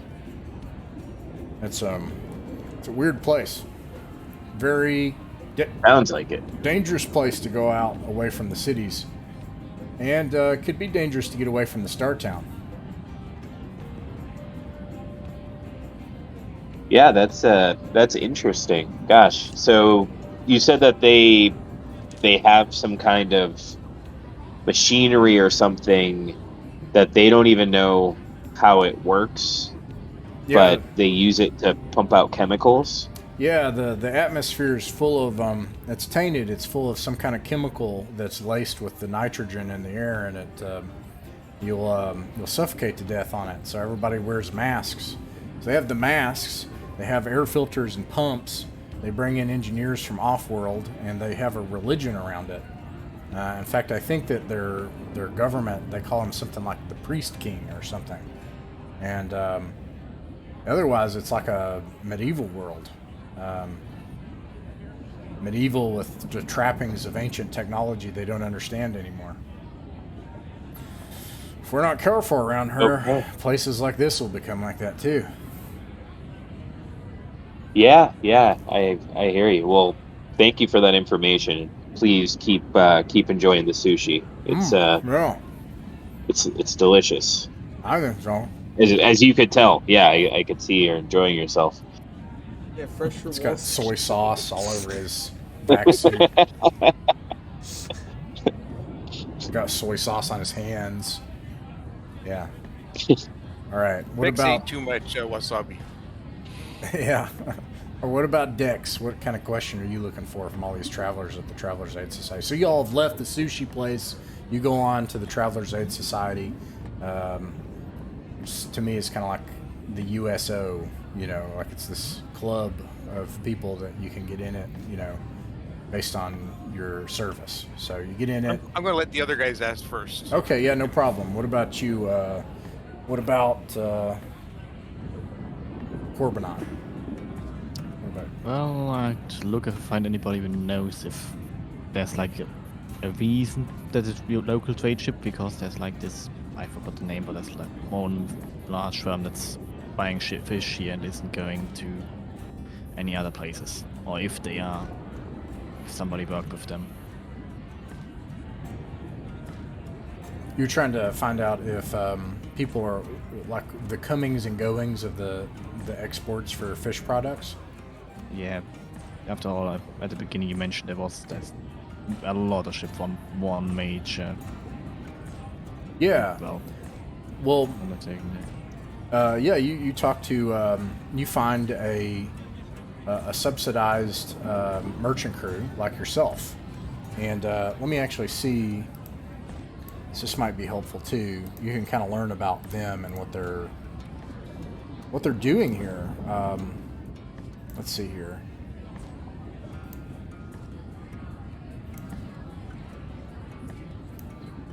It might be the Varger again. For some reason, I always roll the Varger. It's like a weird curse in this no game. evidence there's any other species in this They're- galaxy. They're like following us around. I and know, stuff. it's weird. They found out what we did to the guys at the bar.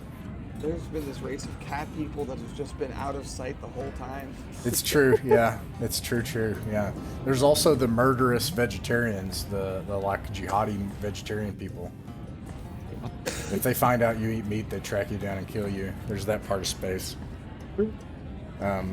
They sort really of got make their work sense. cut out for They them. That's a sort lot of of make people. sense when you live in this galaxy. It sort of makes sense where they're coming from. I'm still not going to stop eating chicken, but it does make sense. But anyways, the Agri World Combine they work for is what you find out, Corbinon, and this trader's name is Rion, and he's a human who humans are wildly diverse in Traveler. Almost bordering on are they human? Like some of them have gills, some of them like have different ways they can see, and different all kinds of wild stuff. And this apparently Vistani human is very gangly and very thin and very tall, and he's hanging out with you. What do you ask him? You ask him about. Oh, go ahead. So, yeah. Oh, God damn it, me and words. I forgot.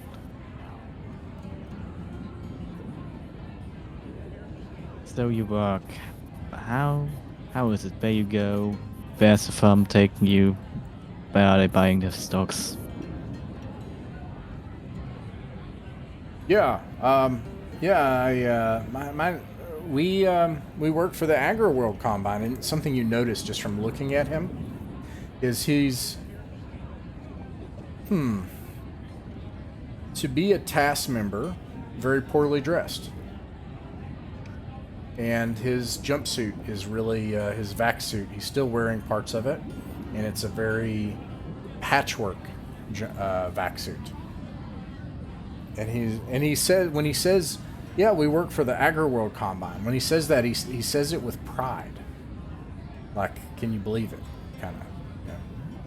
Yeah. And he says, "Yeah, actually, the company they give us a lot of leeway." But it's worked out really well. We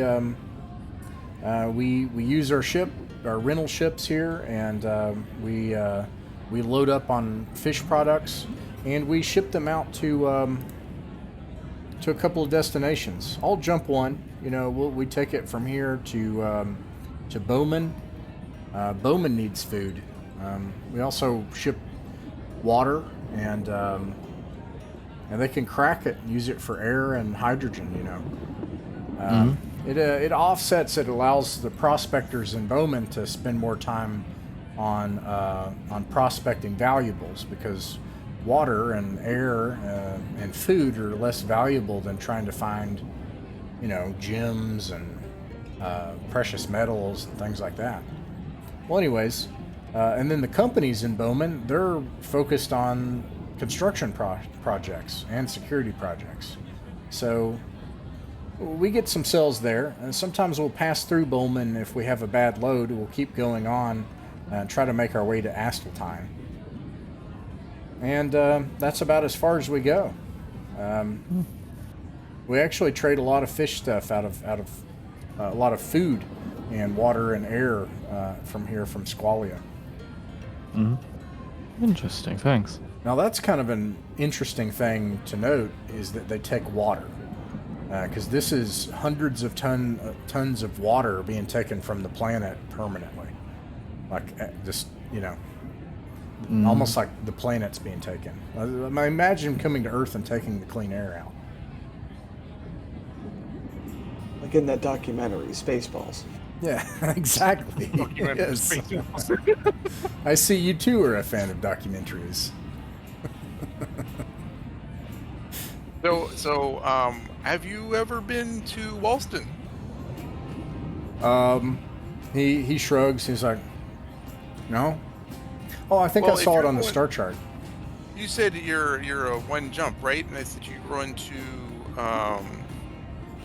Bowman, and I believe that is Bowman 1 or 2 jumps from Walston. One jump. One jump, yeah. So if you guys go over to Walston, you might be able to make arrangements with them to take water, but you can certainly take food, because they definitely want to sell food, and I can guarantee you that you can get lower prices there than you can get here. Oh, that's good to note. Let's see here. Dex suggests. I know it's like incomprehensible again to me. Imagine major world-changing deals being made like this, but because it's like impossible to even imagine in the world of the internet, right? But these people don't have the internet. It's so weird. But it's like the age of sail again, where the stuff is handled in bar rooms and stuff. Let's see, Agri World Combine, trade from Walston. Okay. And moving on to Perseus. Perseus, what are you looking for in your task? All right. I want to look for travelers. I want to keep an eye out for anyone who looks a little more rough and tumble, the kind of folks who might take more violent work. I imagine some of them are going to be wearing military clothing and stuff, not unlike we do. Probably the pipeline, I imagine, that most likely leads to travelers of that specific nature. That's very interesting.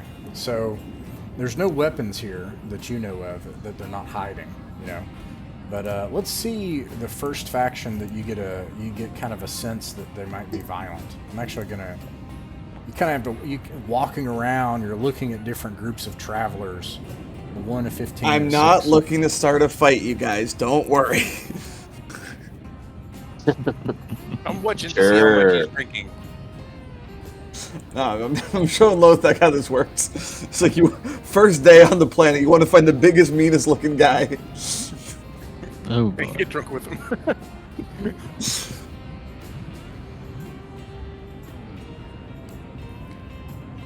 This is fascinating. I didn't even think these people would be here. So this is why I'm kind of like, it's almost like I'm walking around with the bar with you, because I'm looking at the factions to see what would be here and rolling for it, but also seeing what would come up.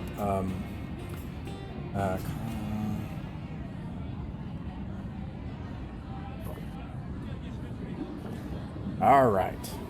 You find a group of travelers, and from the modular, they kind of like have Molly on their, they have like tight sets of vac suits.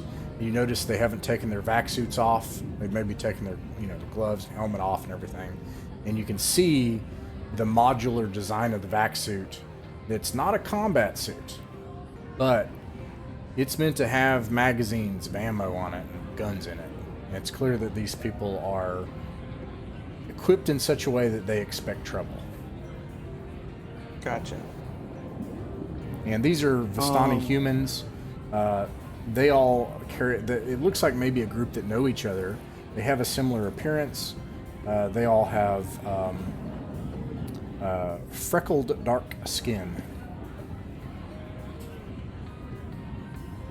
I'll go up with Lothak with me. I'll buy some drinks for them and ask if they're up for trading stories, of course. Yeah, absolutely. Come take a seat. They're very friendly. Actually, I'm sorry. I need to use the game's rules. See, this is, well, they are very friendly, and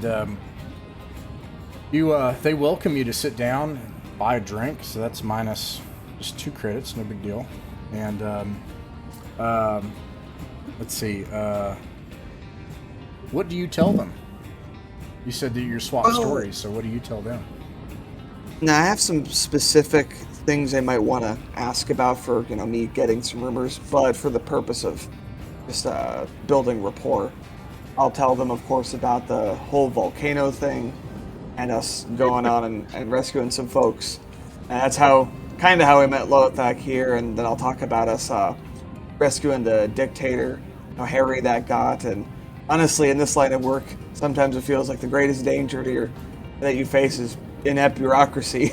I'd rather just deal with a guy pointing a gun at me. It's more straightforward, and I know what I'm working with. They howl in laughter at that, and they are absolutely enraptured with what they assume is just a tall tale, but they love it anyway. And one of them, he says, "My name's Captain Nikos. If you like that sort of work, you ought to consider working for our boss, because that's a way to live.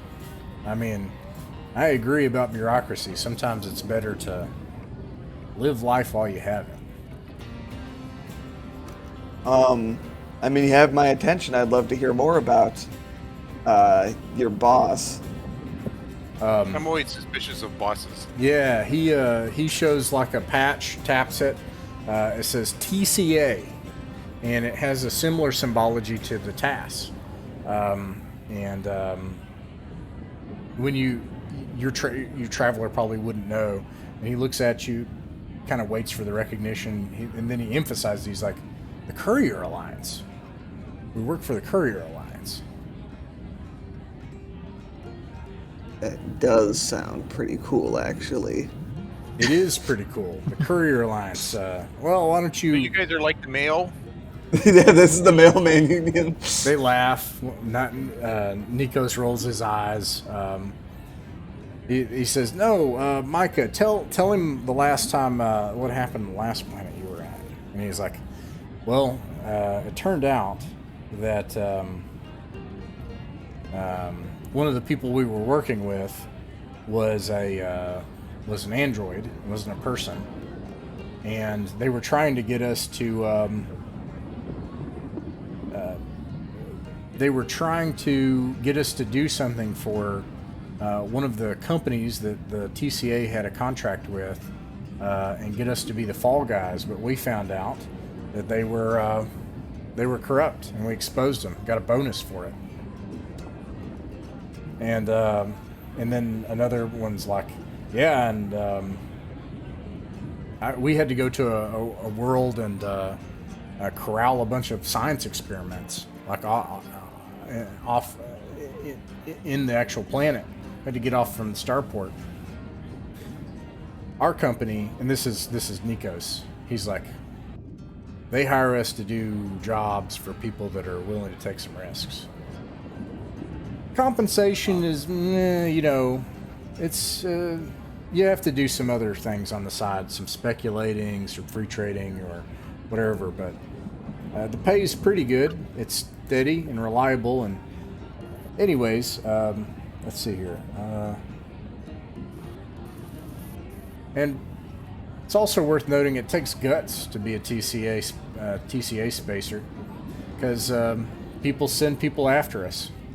Like, let's be honest. You think that all the pirates in the Bowman Arm actually operate independently? I mean, come on.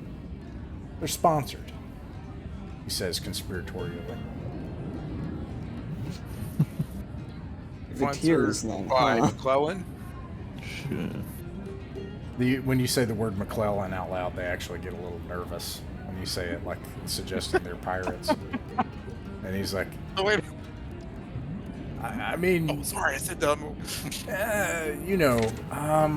I guess it all starts to depend on your definition of piracy at that point. But I mean, having worked for the TCA for a couple of months, I can tell you, they don't like us. They want us out of here. There's a lot of people that don't seem to like them. There's a lot of people that do like them. They, I get the impression that they're trying to get in good with the imperial authorities and the royal family. That means money. That means the Imperium. I think people are desperate for that.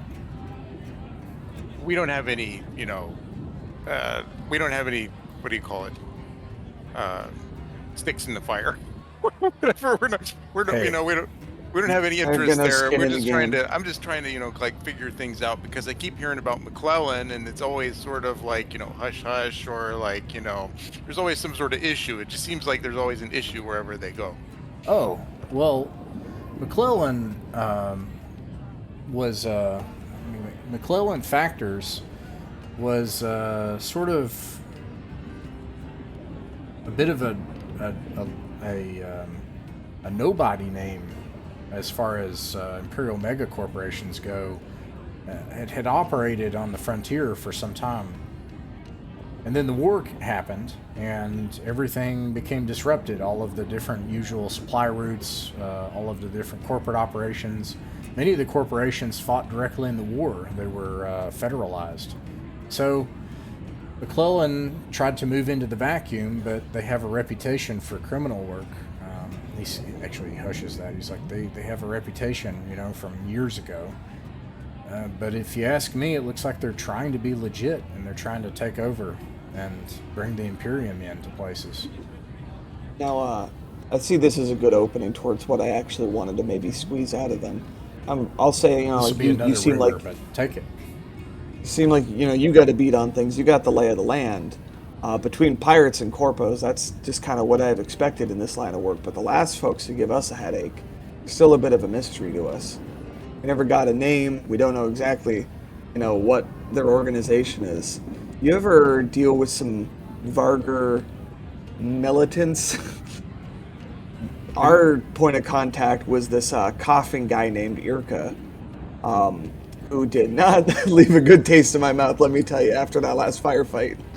Yeah. Okay, so yeah, you tell them about that too, and they're riveted, because they're people that like to get. They work for an organization. I'll get back to that in a second, but they obviously get in trouble, and like legally though. Anyways, what they tell you tells you something from what they don't tell you. What they don't tell you tells you something. He looks at you when you say that, and he's like, Vargar? No, I mean, Vargar have a reputation for being pirates, but that's over in the extents. There are no Vargar doing things like that around here. Not that I've seen. You encountered Vargar pirates? Terrorists? What did you say? They're more like revolutionaries than pirates. We don't have to assign any level of credibility. I have no skin in that game. He looks just so confused, like it's such a weird idea. He's like, what are they having a revolution about? I mean, everybody around here thinks they're having a revolution about something. It sounds like Their maybe story was anti-Imperium sentiment.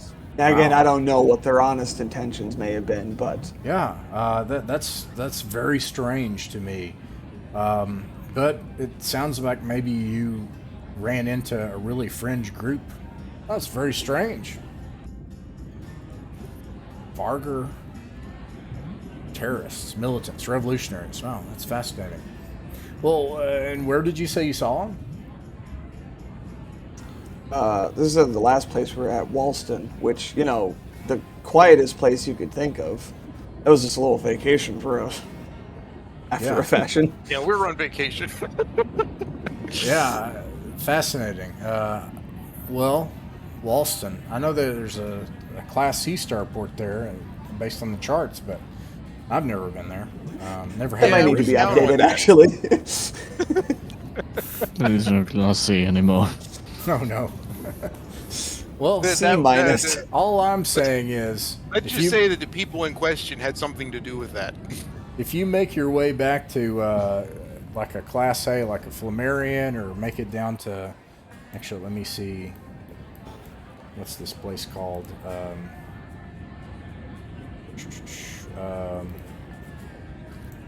If you make it back to the Spinward Main, down to the major worlds in the subsector, and start heading, what is it? Spinward, Coreward, Rimward. If you start heading Rimward and make it down to Colace or, maybe Trexelon or Dahlia, someplace like that, you check in with our company, the Courier Alliance, TCA.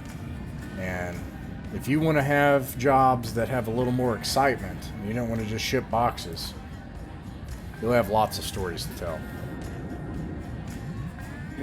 I don't call the shots in this outfit, but I'm going to pass the word along because you're selling me at the very least. Yeah. All right, so just 2 more rumors. This is making me realize, just a couple of rumors for TAS, or if you pull it off in the bar and find somebody. That's the thing about the bar, is it's subject to random encounters, so you don't know what you're going to find at a bar. You can find anything. But in the TAS, you're going to find travelers, so I'm starting to see that that's quite valuable. So why don't we do 2 more, because I know, so one would be books, and another one would be decks.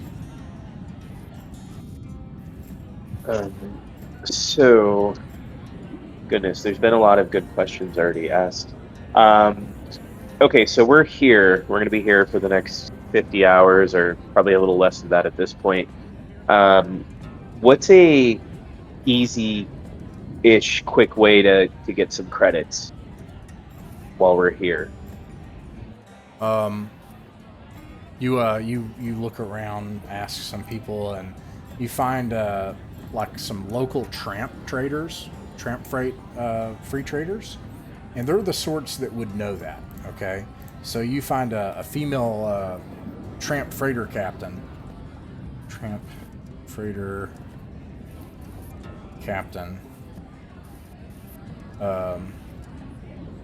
the Sunrunner.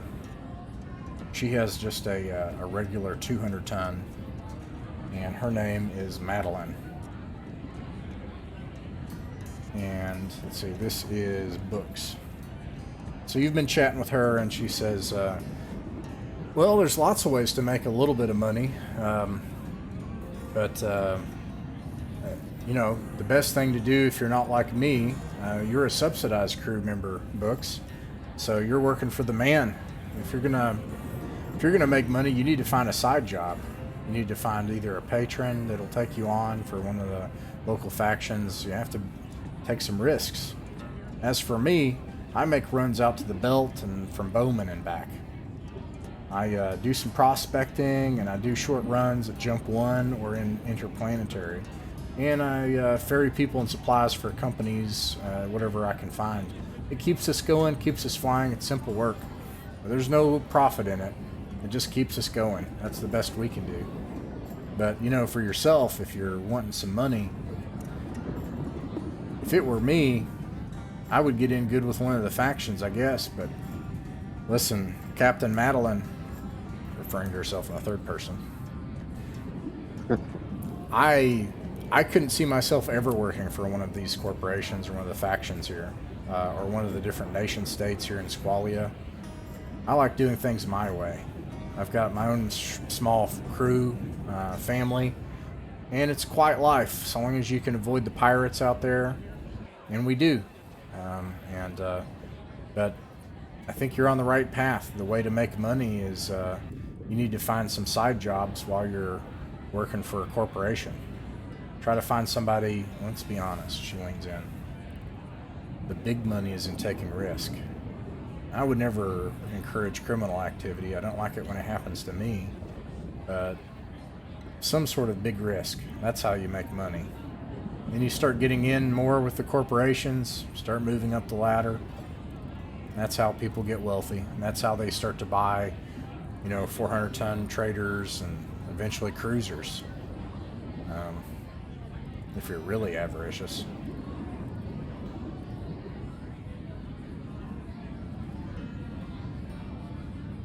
Yeah, that's great. Madeline, quick question. Is there somebody, I know you said the corporations, the factions, is there somebody here now that you think maybe I could make an introduction to tonight? Maybe just to throw our names out there, gather a little more information from them. Do you think that's a possibility? For that, I'm going to segue into the patron mechanic, and I'm going to toss it back to Dex. Do you guys want to search for a patron to do a side job while you're here? Or to try to do another job, depending on what they want you to do? I don't have a strong feeling about that. My feeling is that if we're going to get the ship back, we probably better stick to the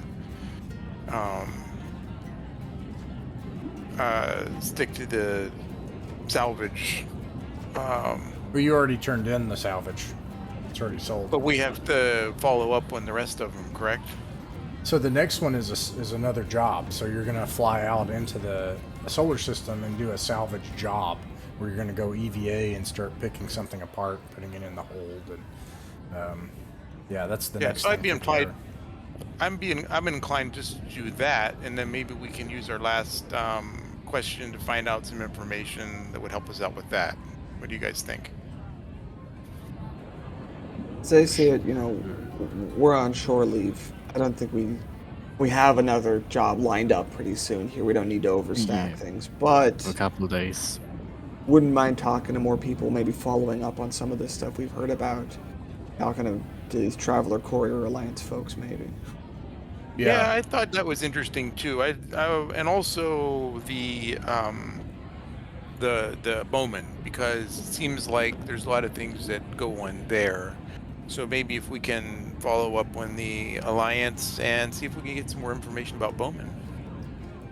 Yeah, and this sort of is like what Books is asking about, is how do you make money?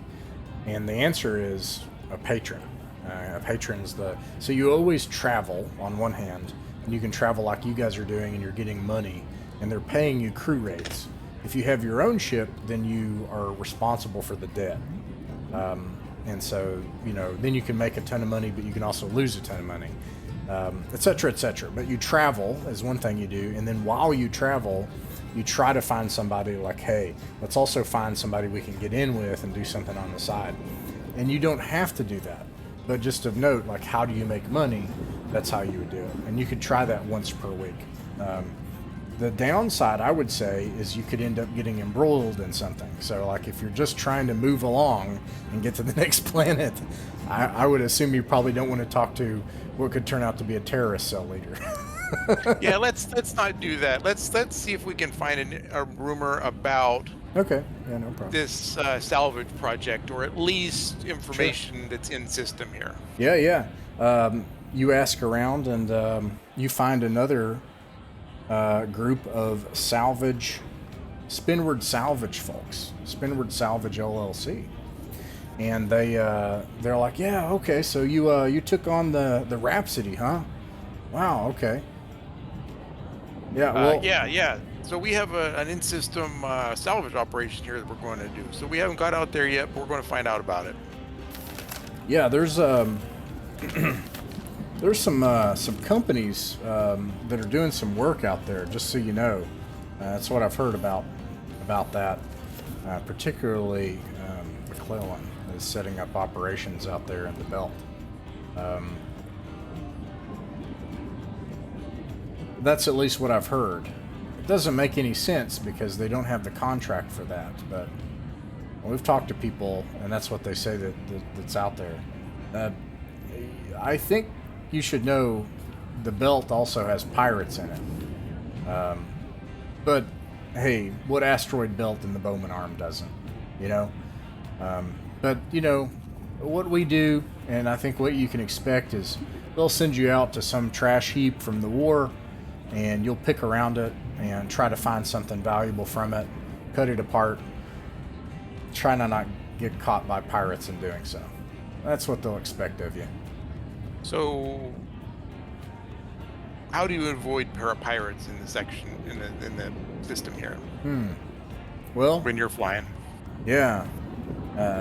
This traveler's name, her name is Brandy. She's like, if it were me, and my last captain, she didn't do this, but if it were me, once I got headed in system, and just before I was about to turn, I would take the extra time, and I would spend a good 2 days, and I would just run cold, and then right before, burn hot, you know? Maybe take the extra time. That'll be a whole, day and a half, 2 days of not being able to be spotted by a pirate. But the thing about these pirates is they always stalk in-system security. Before you would do a deorbit, before you can make jump transit, that's where they're going to sit and wait, and they're going to train their lasers on that. So the other thing is, I suppose you could take a longer route. Ultimately, it's all about spending more fuel and more time. Spend more fuel and more time to put yourself in an advantageous position, and it's going to be harder for the pirates to see you. If you go directly into a place where they know that you're going to be trying to find salvage, you're more likely to get caught. Do pirates populate the area between the planet here and the sun or the gas giant? Yeah, absolutely. They'll hang around the gas giant waiting for someone to open their scoops, and then they'll train their lasers on it and demand that you drop your M drives and open your bay and surrender half your cargo and money. And then they'll also they'll sit just at the maximum jump range at what is it?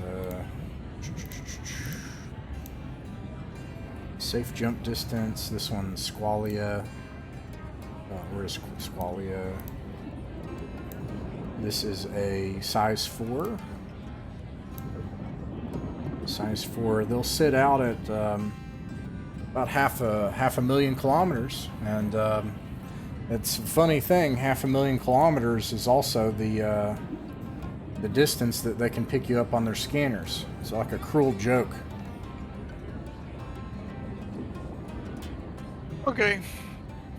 Well, thank you. I appreciate that information. Ultimately, to me, if my last captain didn't do this, and I was biting my nails, but I think if you take the extra time to put a stellar body between you and the routes where they would do this, that it stands a better chance to not get caught on a pirate's scanners, because they can't see through a stellar body.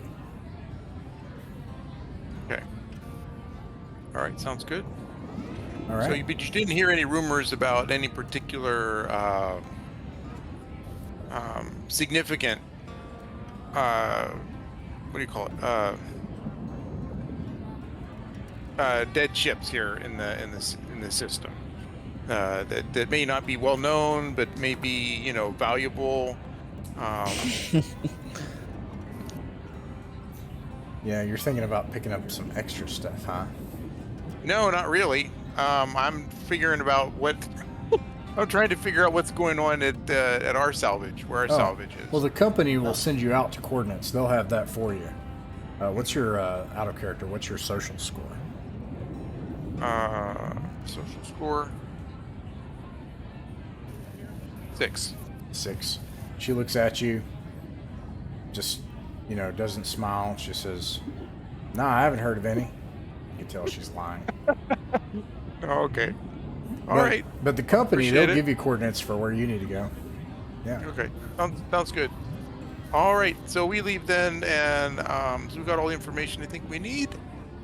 So would you guys like to do something else in town here, or are we ready to take off? And I would suggest that we either buy fuel, or we fly to the gas giant, get fuel, and then go to the salvage.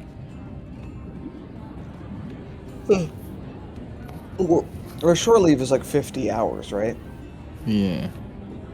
So yeah, I mean, things you can do on your shore leave. Of course, you can keep doing this. You can go to bars and ask questions and things to the extent that it's fun for you all. But yeah, 50 hours, so a couple of days here. You can search for a patron. You can go look at navigation data.